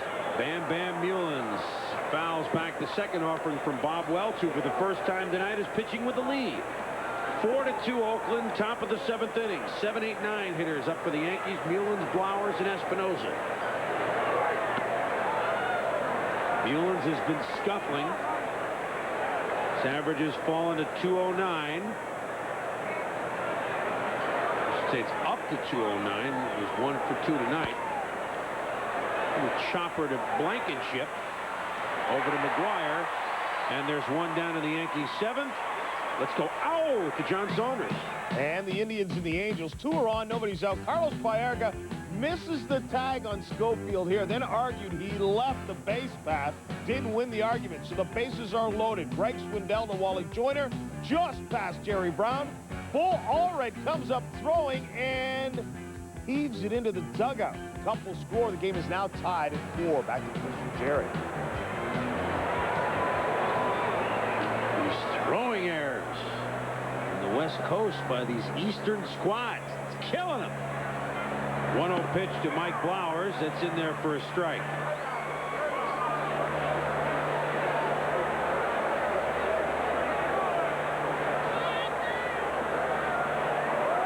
So now Bobby Welch pitching with a 2-run lead. But he gives up a sharp single to left to Mike Blowers. And whereas 7 and 8 have the averages either in the low 200 or in Blowers' case light years below the Mendoza line at just over 150. Now you have Alvaro Espinosa, who hits 375 in the 9 hole. So Blowers, trying to atone for that error, gets the base hit. Well, to his credit, what he did that time, he got a curveball that was too good of a pitch, too good of a hitter's pitch up in the strike zone, just tried to drive it into left field. Didn't try to overswing, didn't try to hit a 3-run homer with nobody on. Pitch fouled off to the right side by Espinosa. Double barrel action in the A's bullpen. The Colonel, Joe Klink, left-hander. Right-hander, the youngster Steve Kentucky Fried Chitrin.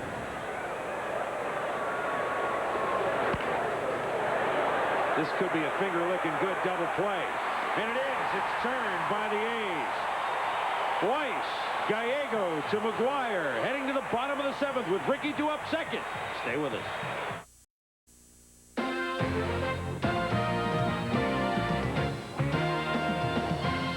ESPN Major League Baseball is brought to you by Bud Light. Everything else is just a light. By Wheaties. Better get your whole grain. Better eat your Wheaties. And by Energizer batteries. Nothing outlasts the Energizer.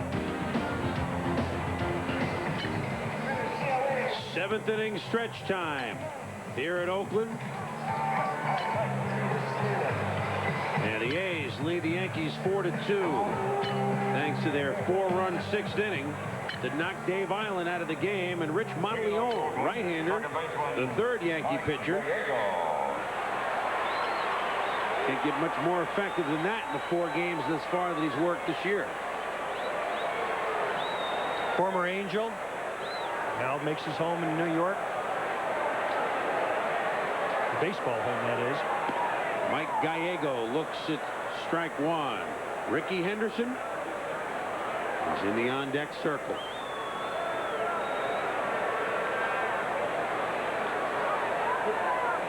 Well, he singled the last time, scored the first A's run. Crowd will be electric when he comes up. Gallego takes ball 1, 1-1. Grounded to second, grounded to third thus far tonight.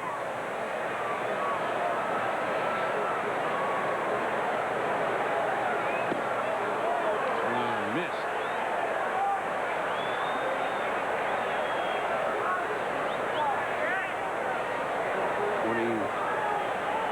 Eight-year-old right-hander from Tampa, Florida. Which means Fred McGriff country. Played against him in high school. And with Lance McCullers, that's way outside. 2-2.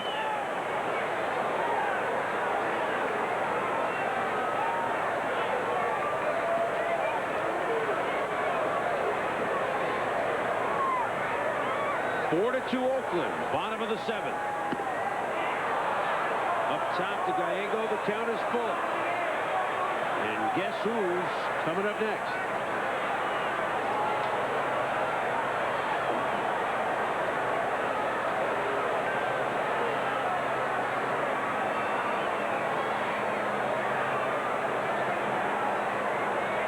Matty Noakes giving the signs. Outside. Gallego has worked the leadoff walk in the 7th. And here comes Ricky.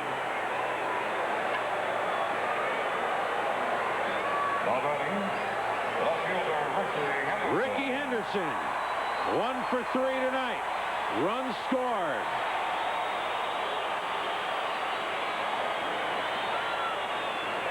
Welcome those of you again from the Cleveland, California game. And everybody around the rest of the country, we're glad you could join us. Ricky Henderson flew out to center in the 1st, grounded to 3rd in the 3rd, singled and scored in the 6th. Now will he get aboard?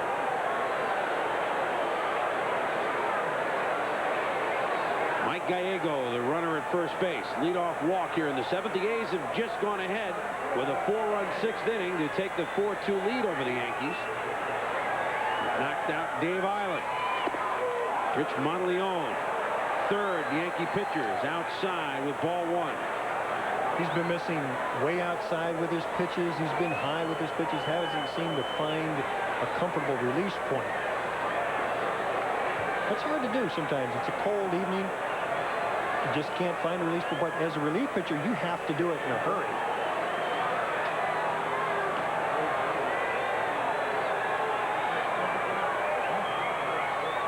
1-0 pitch to Ricky. Cedarstrom squeezes him a little bit at the plate. It's 2-0. Well, it's squeezing him if you're ahead in the count and Right. you're getting the ball pretty much where you want.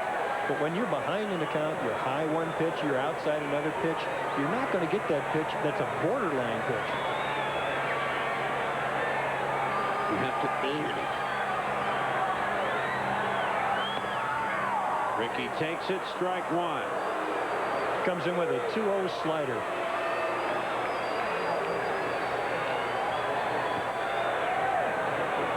Ricky's certainly not looking for a slider. Gets one right there in the outside corner.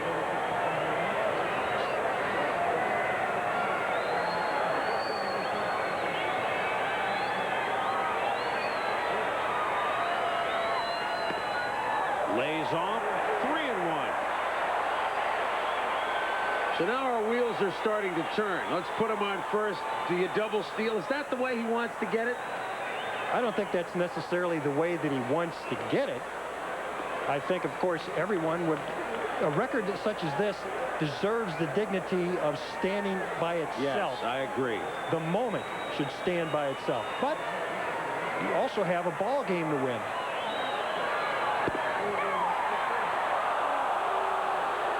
Well, Ricky thought we were about to analyze that situation, but Monteleone gets the strike call and the count is full. Well, in a situation like this, Gallego may be running. Henderson hits a ground ball in a position that's vacated by one of the infielders. It's a first and third situation, so it's something else for us to think about. That would be nice and neat, wouldn't it, Jerry? Tidy, as you say. Monteleone aware of the same thing, and that's why he went over to first base. Gallego can run.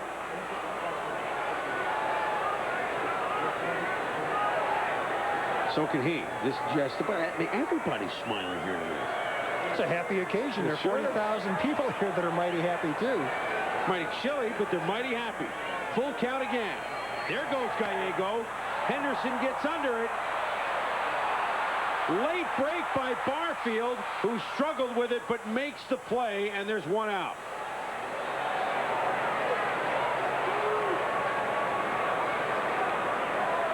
So that may be the last shot we have tonight.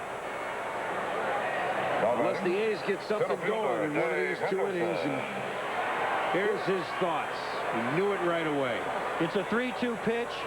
It wasn't the pitch that he had hoped to see in an area that he likes to hit the ball. He has to go after it because it's too close to take. And as a result, gets under it a bit, hits a sky fly ball to right field for Barfield. You can see the disappointment right there. Absolutely. The anticipation, he's been living with this all winter. He's been thinking about it all spring. Of course, since the opening of the season, it's been nothing but talk at the ballpark about this record.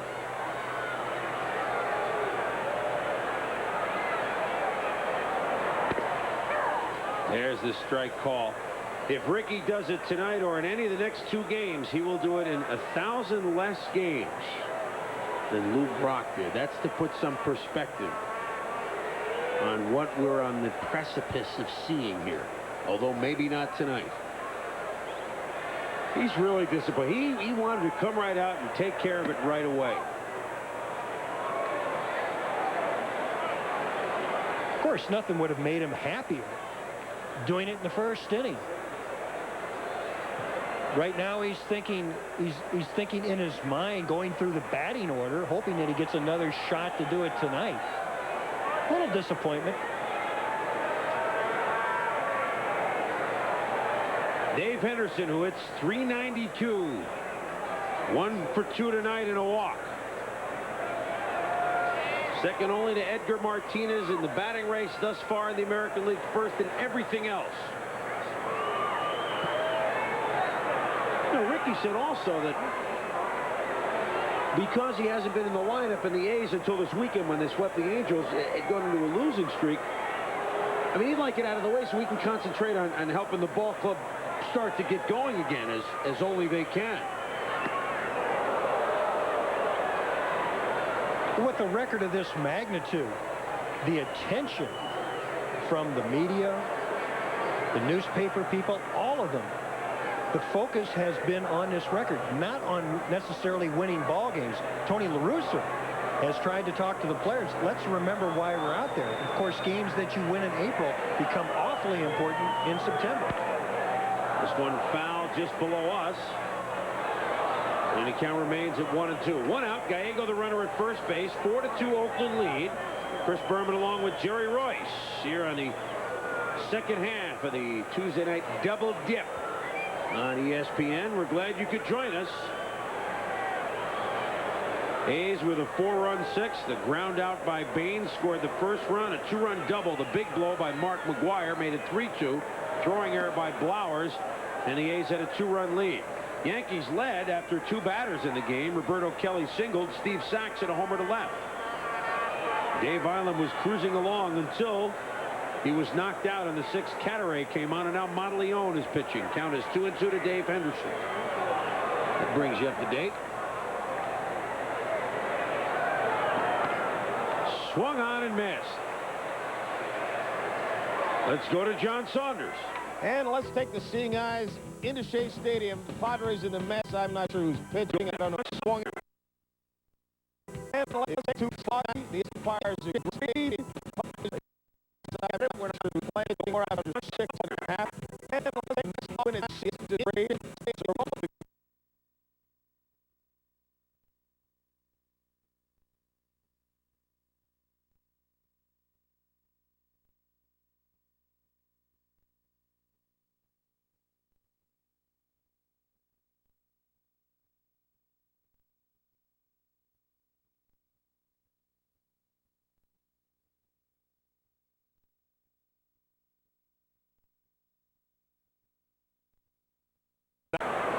Canseco went for the downs, but misses that one. Jose hitting at 266. You know, singled and scored. I'm sorry, 1 for 2 tonight, including a run scored. When Dave Parker was here, I was with the White Sox. That come out to watched him take batting practice. First time I'd ever seen Canseco up close and watch him swing. Parker told me he doesn't want to just hit the ball far over the fence or in the second deck. He wants to hit it out in the yellow flowers beyond the bleachers. There they are. Quite a distance from home plate. He reached the second deck a couple of times in batting practice. Those flowers would be a poke. That would be, she loves me not, for sure, if he got it out there. This one he chops foul. Speaking of long ball, Cecil fielder Kirk Gibson. You know they can blast when Cecil with a monstrous shot on Sunday in Toronto up to the 4th deck. That's our game. The Tigers and the Royals tomorrow night, 8:30 Eastern Time. Gary Thorne and Dave Campbell. Tony La Russa's team with the lead wants some more. Swept California this weekend here in Oakland. There goes Gallego. Canseco sends one deep to left center. Gone!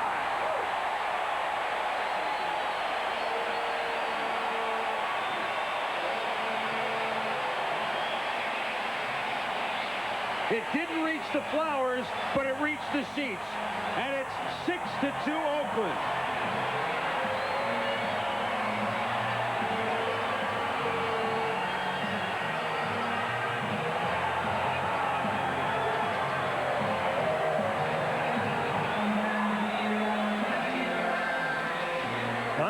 Monteleone's delivery is a pitch about belt high out over the strike zone. Canseco extends those arms, hits it, doesn't know if it's high enough. It stayed up there just long enough to reach those bleachers for his 20th career home run against the Yankees.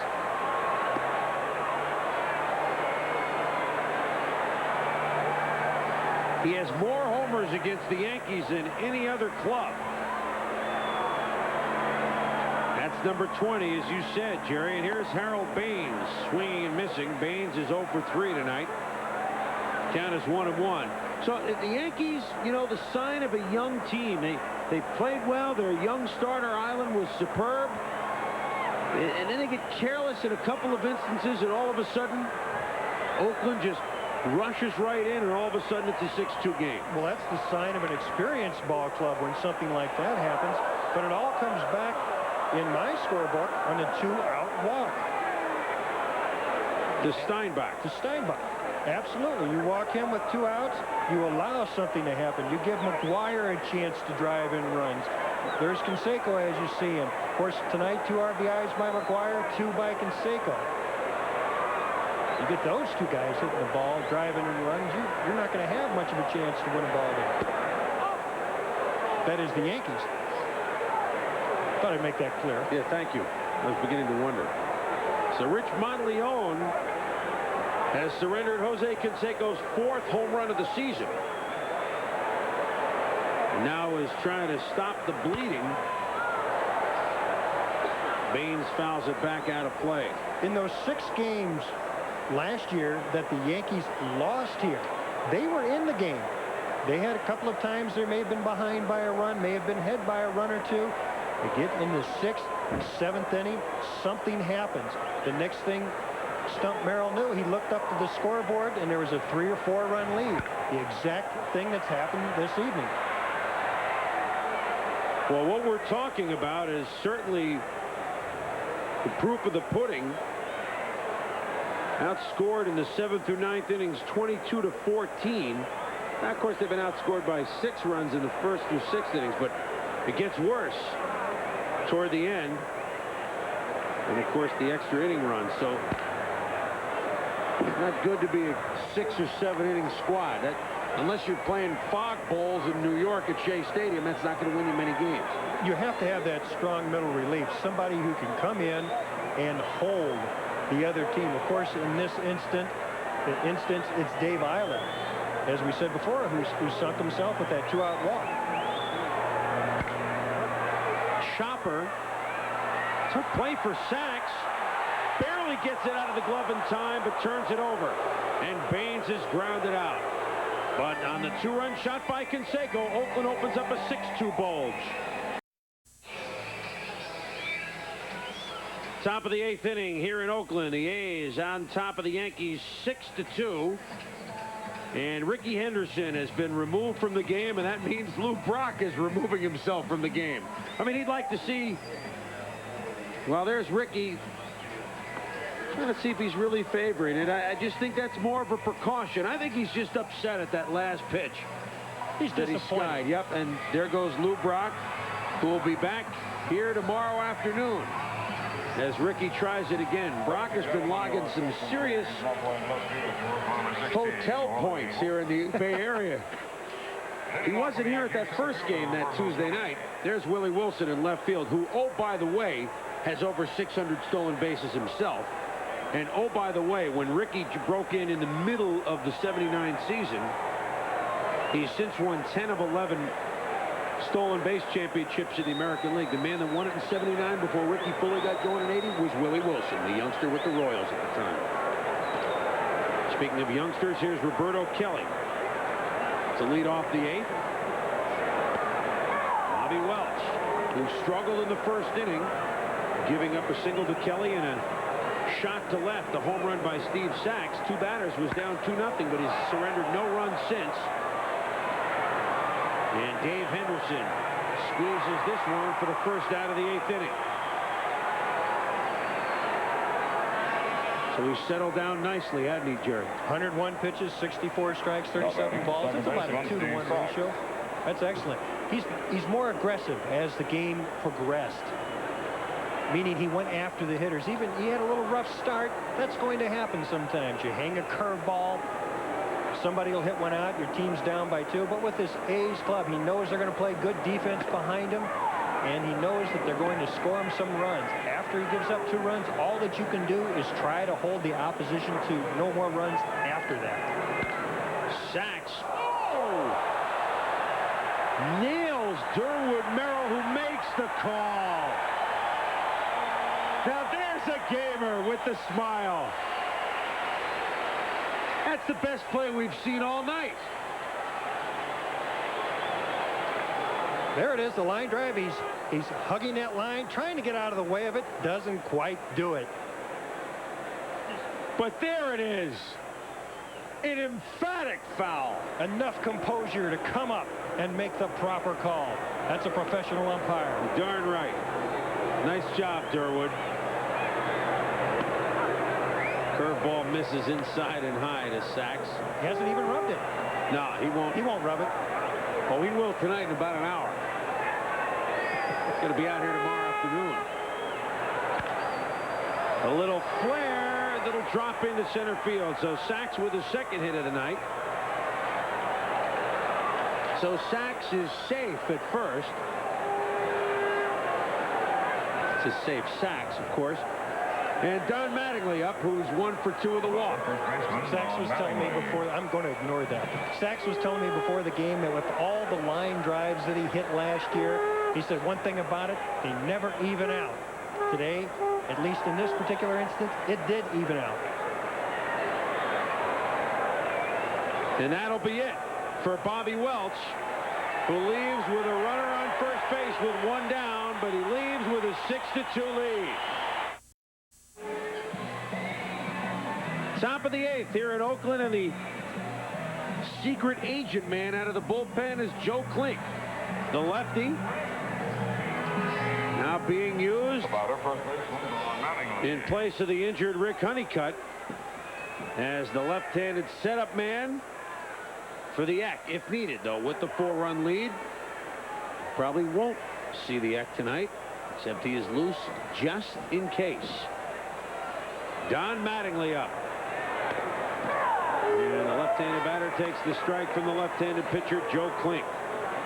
Sachs on first, 1 down, top of the 8th, 6-2 Oakland, a 4-run 6th, a 2-run shot by Canseco in the 7th, erasing Sachs's 2-run homer.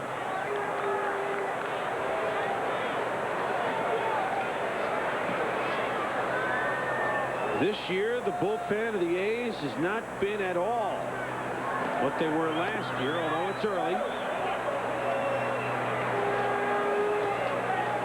And Eckersley has his usual truckload of saves.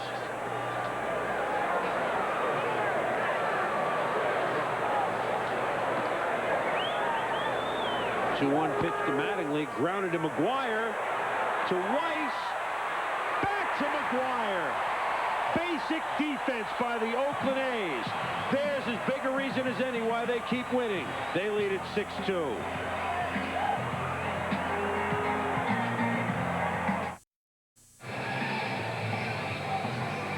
Bottom of the 8th here at Oakland. The A's leading the New York Yankees 6-2. And the 4th Yankee pitcher is John Habian Corpus. ERA of 1 run even. 0-1 thus far this year. They're up in Brentwood, New York. 6'2" right-hander. Leading off for the Athletics, catcher Terry Steinbach. And Terry Steinbach leads off the 8th, the man that drew the key 2-out walk that enabled Mark McGuire to step up with runners on the corners.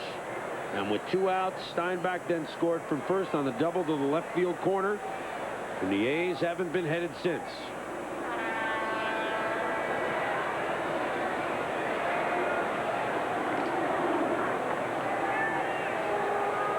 So the stolen base by Ricky, not tonight. Hold the phone. Willie Wilson is now in left. But we're still going to ask you a quiz question in a minute that relates to stolen bases. So I know you've boned up on all your stolen base information. We'll see how well you've studied. It's our usual Hotel California Tuesday night quiz. We couldn't leave home without it, could we? No, of course not.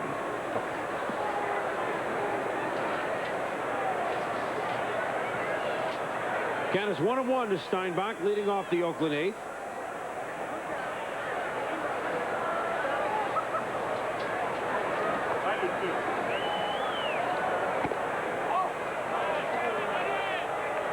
Two and 1. Steinbach's average now at 274.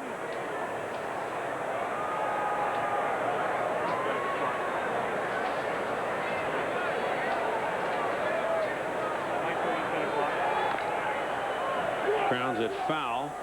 Now, Rickey Henderson has won 7 straight stolen base titles in the American League.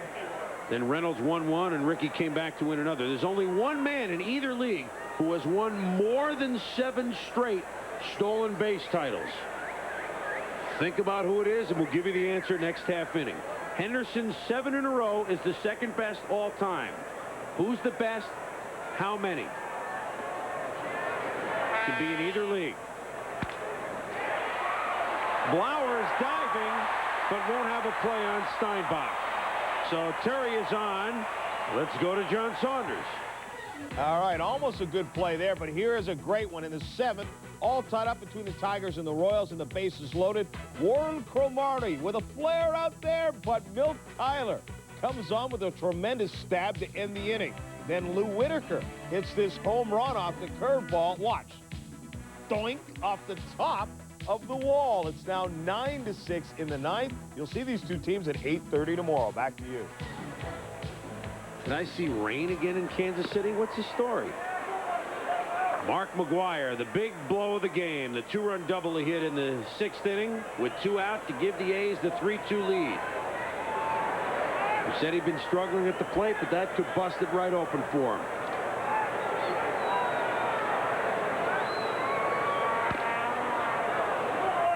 McGwire fouls it off, and a reminder that this telecast, this copyrighted telecast, is presented by authority of Major League Baseball.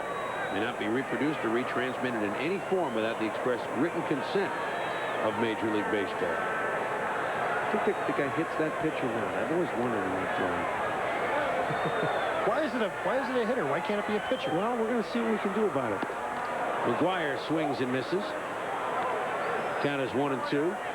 You saw Mark McGwire right there take a swing at a pitch, missed it. Part of the reason why he opened up pretty quick on that, pulls off of it. That's the problem he's been having this spring. Right there, it looks like he has a little bit of something in his eye. He certainly didn't do that in the 6th inning. Nope. He stayed right with that pitch, got something in his wheelhouse and drove it down on the left field corner.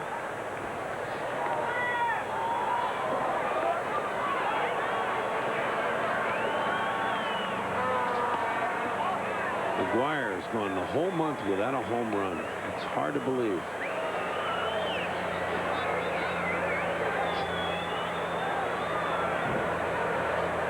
Now, it's hard to believe that a major league hitter can be comfortable in a stance like that, but that's the stance of Mark McGwire. He's coiled up. That's a severe case of the pigeon toe. I just never seen anything like that. I don't remember seeing his stance like that previously. Ask him about that. Yeah, that's something that we have to ask about. He really has that front foot turned in. Maybe it's used as a mechanism to keep him from pulling off the ball, opening up so much. It appears that he also has a closed stance. He'll sit down as Habian K's him there. There's 1 out. Steinbach stays at first. Appears fooled by the pitch. It's an off-speed pitch, probably a slider.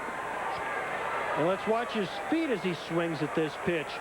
He picks that foot up, pulls it out a little bit, maybe a little bit toward third base, caused maybe by his upper body. Pulls off the pitch, looked close enough to swing at, misses it for a strikeout.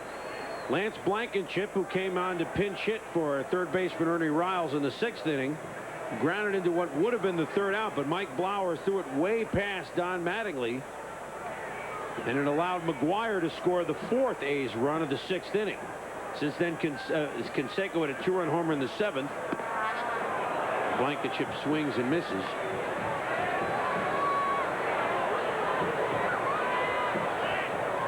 So Rickey will try to lose that number, 9:39 tomorrow afternoon. Mike Moore against Tim Leary for the Yankees. A brief 2-game set here between these two clubs, and he really would like to do it against New York. He was hoping that George Steinberg was watching. Well, maybe he is.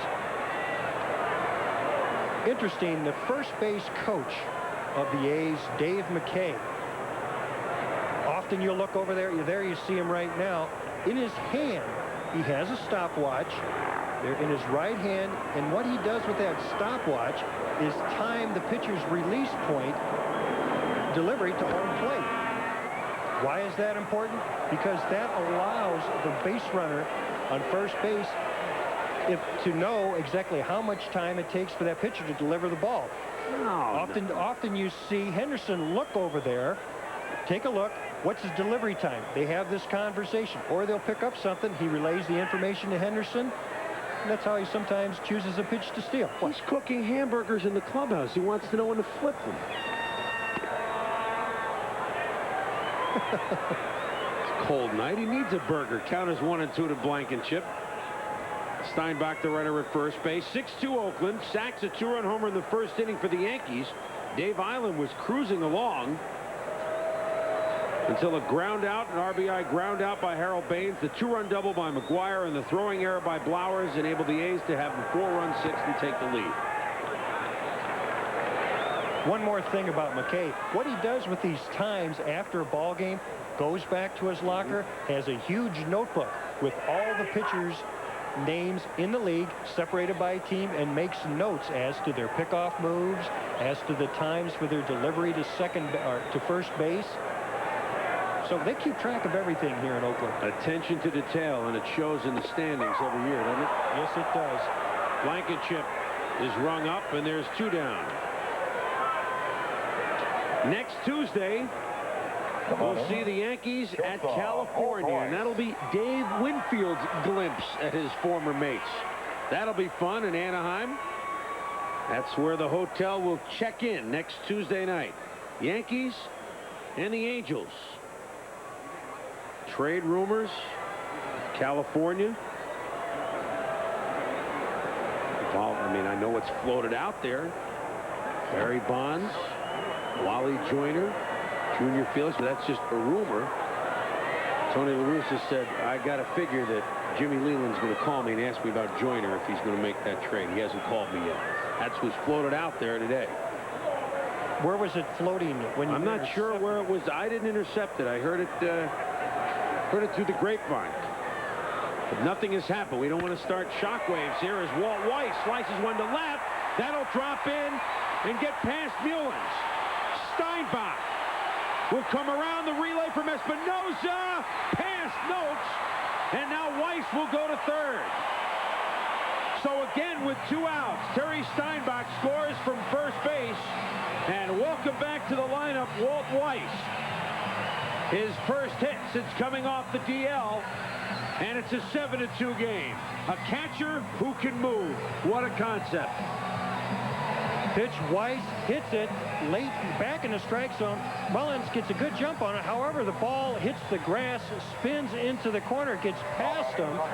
The throw to Espinosa, the relay comes in plenty of time possibly to get the runner, but the ball gets past and allows Steinbach to score and the runner Weiss to go to third base.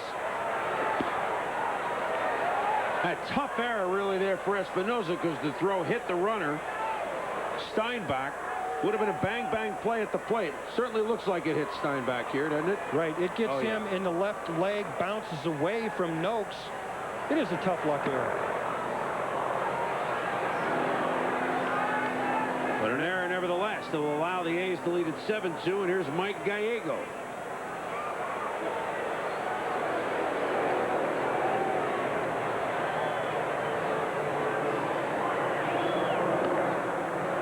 Swung on and missed. So what seemed to be a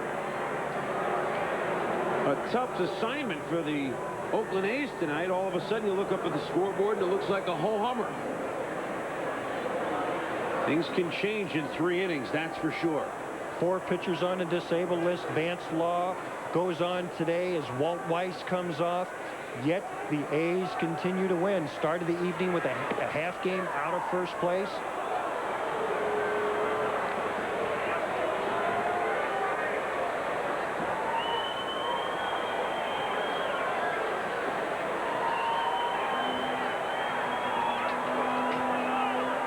Two and 2 to Gallego. Sacks to Mattingly. And the A's are gone. But not until they pick up another run. And heading to the ninth, it's 7-2 Oakland.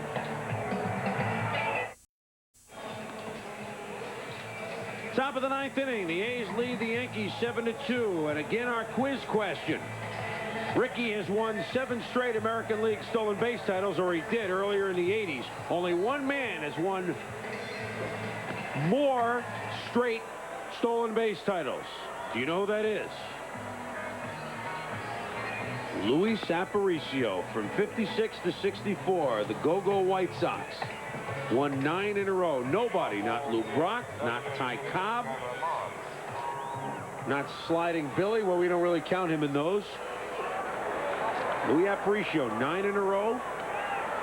Ricky Henderson, 7 in a row. So there. Stolen base trivia, which you may not have gotten. How did you do on that? Did you guess it? Well, we looked that up a few weeks ago. I was just thumbing through all the stolen base stuff. Would you have guessed it then? Would I have guessed that? It would have taken me 5 or 6 guesses. Yes, not Maury Wills. Joe Klink trying to nail it down here for Bob Welch. Welch, who has been masterful at home in his stay here with the A's. Went 7 1/3. Klink came in, got the double play ball to Mattingly. And now he works to Moss, Noakes, and Barfield.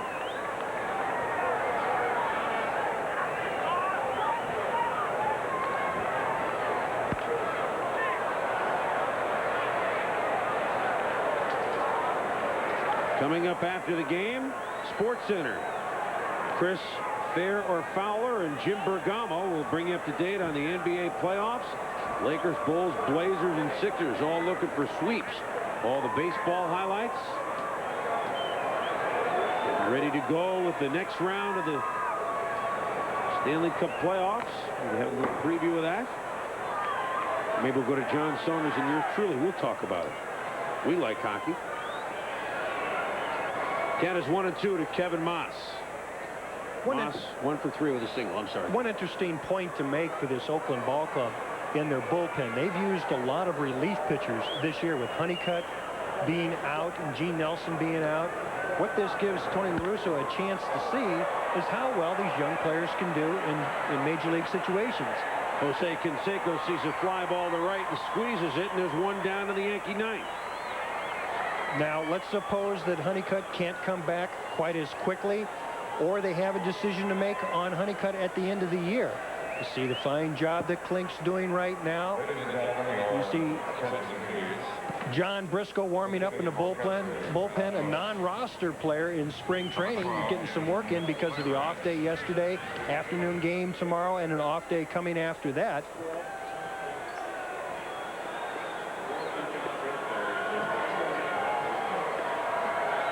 And maybe he does have the blister because Briscoe is in a hurry. Called up on April 17th when Todd Burns went down with the injured right shoulder. Made his major league debut 12 days ago on the 18th of April against the Angels. So the Colonel is out. John Briscoe is in. It's 7-2 A's here. Let's go east to John Saunders. And show you a guy who's fast becoming the best defensive outfielder in the game. Ken Griffey Jr. goes back on this ball. Already had one over the shoulder on the night. And this one at the wall crashes in. And just like the walls of Jericho, the walls come tumbling down. And so did Ken Griffey Jr., who had to leave the game with a bruised knee. But what a tremendous display he put on in Baltimore tonight. Seattle wins. Let's get back to Chris and Jerry. I don't know, John. All in all, it's just another brick in the wall. Griffey is unbelievable. So with the new pitcher in, Jim Frito-Layritz has been announced as the pinch hitter. John Briscoe. I mean, these are names that you would never even think would be on the Oakland A's. But opportunity comes, and it's a perfect chance for young pitchers in the A's organization. Guys who maybe last year sometime wondered, maybe allowed, when will I ever get the chance to pitch on a staff like this, the world champions? Well, there's a cliche in baseball, you never know. And the cliche comes true so many times. John Briscoe has a chance right now to show Tony La Russa what he can do in a game situation. Somebody else gets hurt. There's another situation somewhere down the line. You take advantage of this opportunity. What's your nickname for John Briscoe? I don't know. I haven't had time to really work on one. Go ahead. John Briscoe Tech. All right. It's all right. It's all right. Wait a minute. Jay Cutlow is overruling that. He says it's pretty good, our producer. Now, you said the same thing when we did Dressendorfer. No, I did not like that right away. No, you wavered on it. No, I liked it right away. Kirk, Devil with the Blue, Dressendorfer. That was a good one. I liked that right away.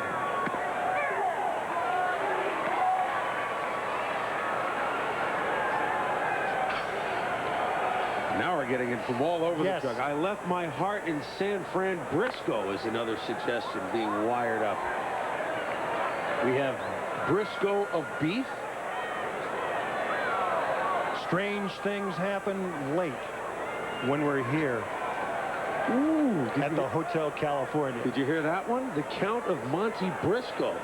That's the best. That's so far. That's the leader in the clubhouse. That's a 68 in the clubhouse.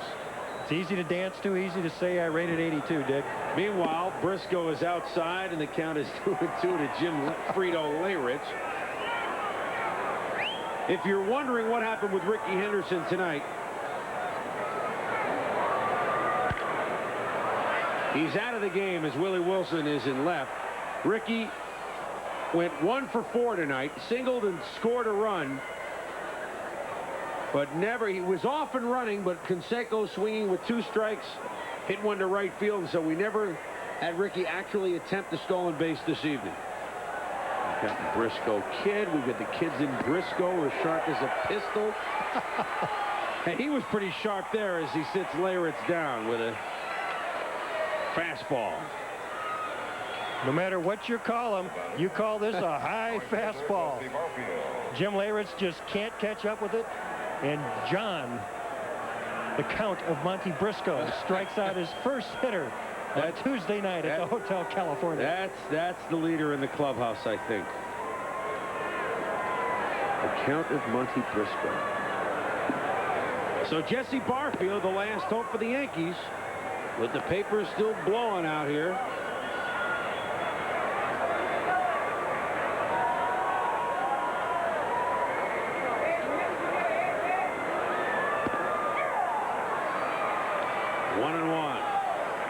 Yankees took the lead with a 2-run homer in the first inning by Steve Sachs. 2 batters, 2 runs off Bob Welch. As Barfield swings and misses, and now the Yankees down to their last strike. Dave Island pitched beautifully into the 6th inning, but then, as we saw in Baltimore, the walls came tumbling down. A 4-run 6th, the 2-run Canseco shot in the 7th. Oh, that almost shattered our broadcast booth. Last time we were here, we had gloves. This time we get a foul ball. And there's the ball. And the ball comes trickling down. 1-2 pitch. Just misses. Count is 2-2. So 4 runs in the 6th. The Canseco 2-run shot in the 7th. And a solo run in the 8th. And a 2-0 Yankee lead is now a 7-2 Oakland laugher. With Ricky coming back tomorrow to give it a shot. An afternoon tilt against the Yankees. Tim Leary against the A's Mike Moore. Now Moore struggled before, but now he's off to a 3-0 start for the A's. This holds up. Welch will be 3-1.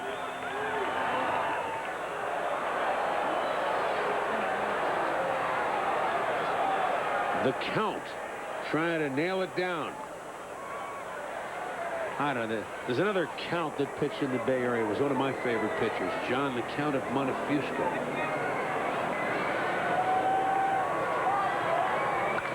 Barfield fouls it off. So the Yankees, who were swept in all 12 games last year by the Oakland A's, look to be dropping the first one this year.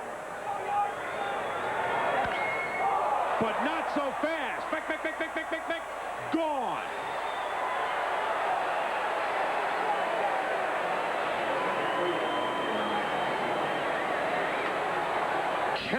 one against Briscoe as a long home run for Jesse Barfield. Criticism on Jesse Barfield. He strikes out quite a bit. And the reason why, he has that big swing and he goes for the home run. That time he got a pitch right out over the plate. Belt high, saw it coming, took a good rip at it, and I bet he knew it was gone when he hit it. Third homer of the year for Barfield. 9th RBI. So that's a calling card for tomorrow afternoon, perhaps, for the Yanks. Briscoe is feeling pretty good. Comes in and strikes out Leyritz, but that feeling went about 365 feet on a line. west. Yes, on a line. Barfield says he feels better this time of year because he didn't lift weights quite as much as he did in the offseason this year. Feels looser up top. Had a great spring and hit his third home run this year. Hensley Mullins looks at a 1-2 pitch. Outside, nice juggle by Terry Steinbach, who scored twice for Tony La Russa's squad from first base on 2 outs. Double by McGuire, then scored in the 8th on the double by Weiss in the throwing error. Really helps when your catcher can run. It's another dimension. Not that the A's top to bottom are the fastest team ever, but they're not plotters either. They're smart base runners. They know when to take the extra base and how to take advantage of the situation. Foul. Count remains at 3-2 to Mullins. We'll see the Yankees next Tuesday night in California. Dave Winfield, and Parker, and Gaetti, and Parrish. The new lumber company down in California. Nice starting pitching staff, too. Anxious to see the Angels.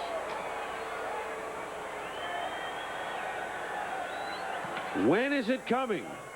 When those guys put on their shirts, that's when it'll happen.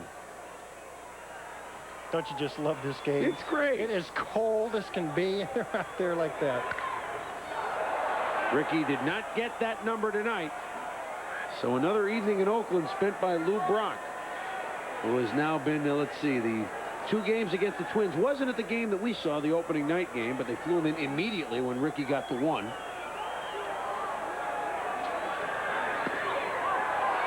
And the count doesn't want to count this one yet for the Oakland A's because a 2-out homer to Barfield, a walk to Mullins. Now Mel Hall will come up to pinch hit for Mike Blowers. Remember, Sports Center with Jim and Chris following the game. The NBA playoffs, what happened tonight, East and West. All the baseball highlights, the very few that John didn't show us tonight. Some big scores tonight, and they were hoping not to have to use the key of the 7 saves. But one more base runner, and that's exactly who you'll see. Mel Hall is up. Looks at strike 1 from Briscoe. Huge plastic bag now making its way through the hole between short and third. Be a tough throw from there. Did he go around? Yes, says John Denkinger down at third base. Hall doesn't like it at all. That was close. I'm surprised they gave the strike call. Well, Mel wasn't happy with that call. Said, I don't agree with you. I just don't agree.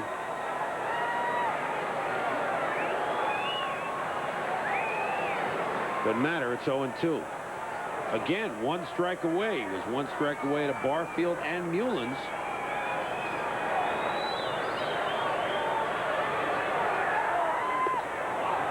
Outside.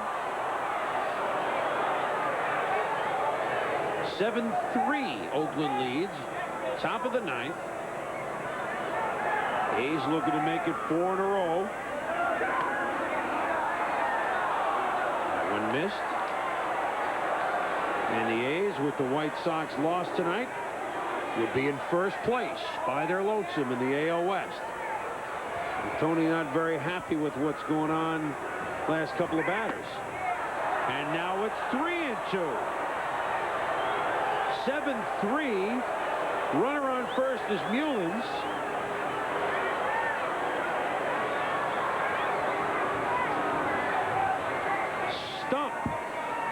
Stumping for some more base runners. Hall hits one pretty well to center field. Dave Henderson back. Makes the catch at the wall. So the Yankees leave a calling card in the ninth. But it's the Oakland A's who are trailing 2-0 through into the sixth inning. But a 4-run sixth gives them a 7-3 win over the Yankees. Bob Welch's record goes to 3-1. The A's are in first place. You want to know why the A's are in first place? Because they do the little things. They take advantage of every situation. They did it again here tonight. Ricky Henderson didn't take advantage tonight. Went 1 for 4. Didn't get the stolen base. He'll try tomorrow afternoon against the Yanks. For Jerry Reuss, I'm Chris Berman. Thanks for watching. See you in Anaheim next week. The final 7-3 A's.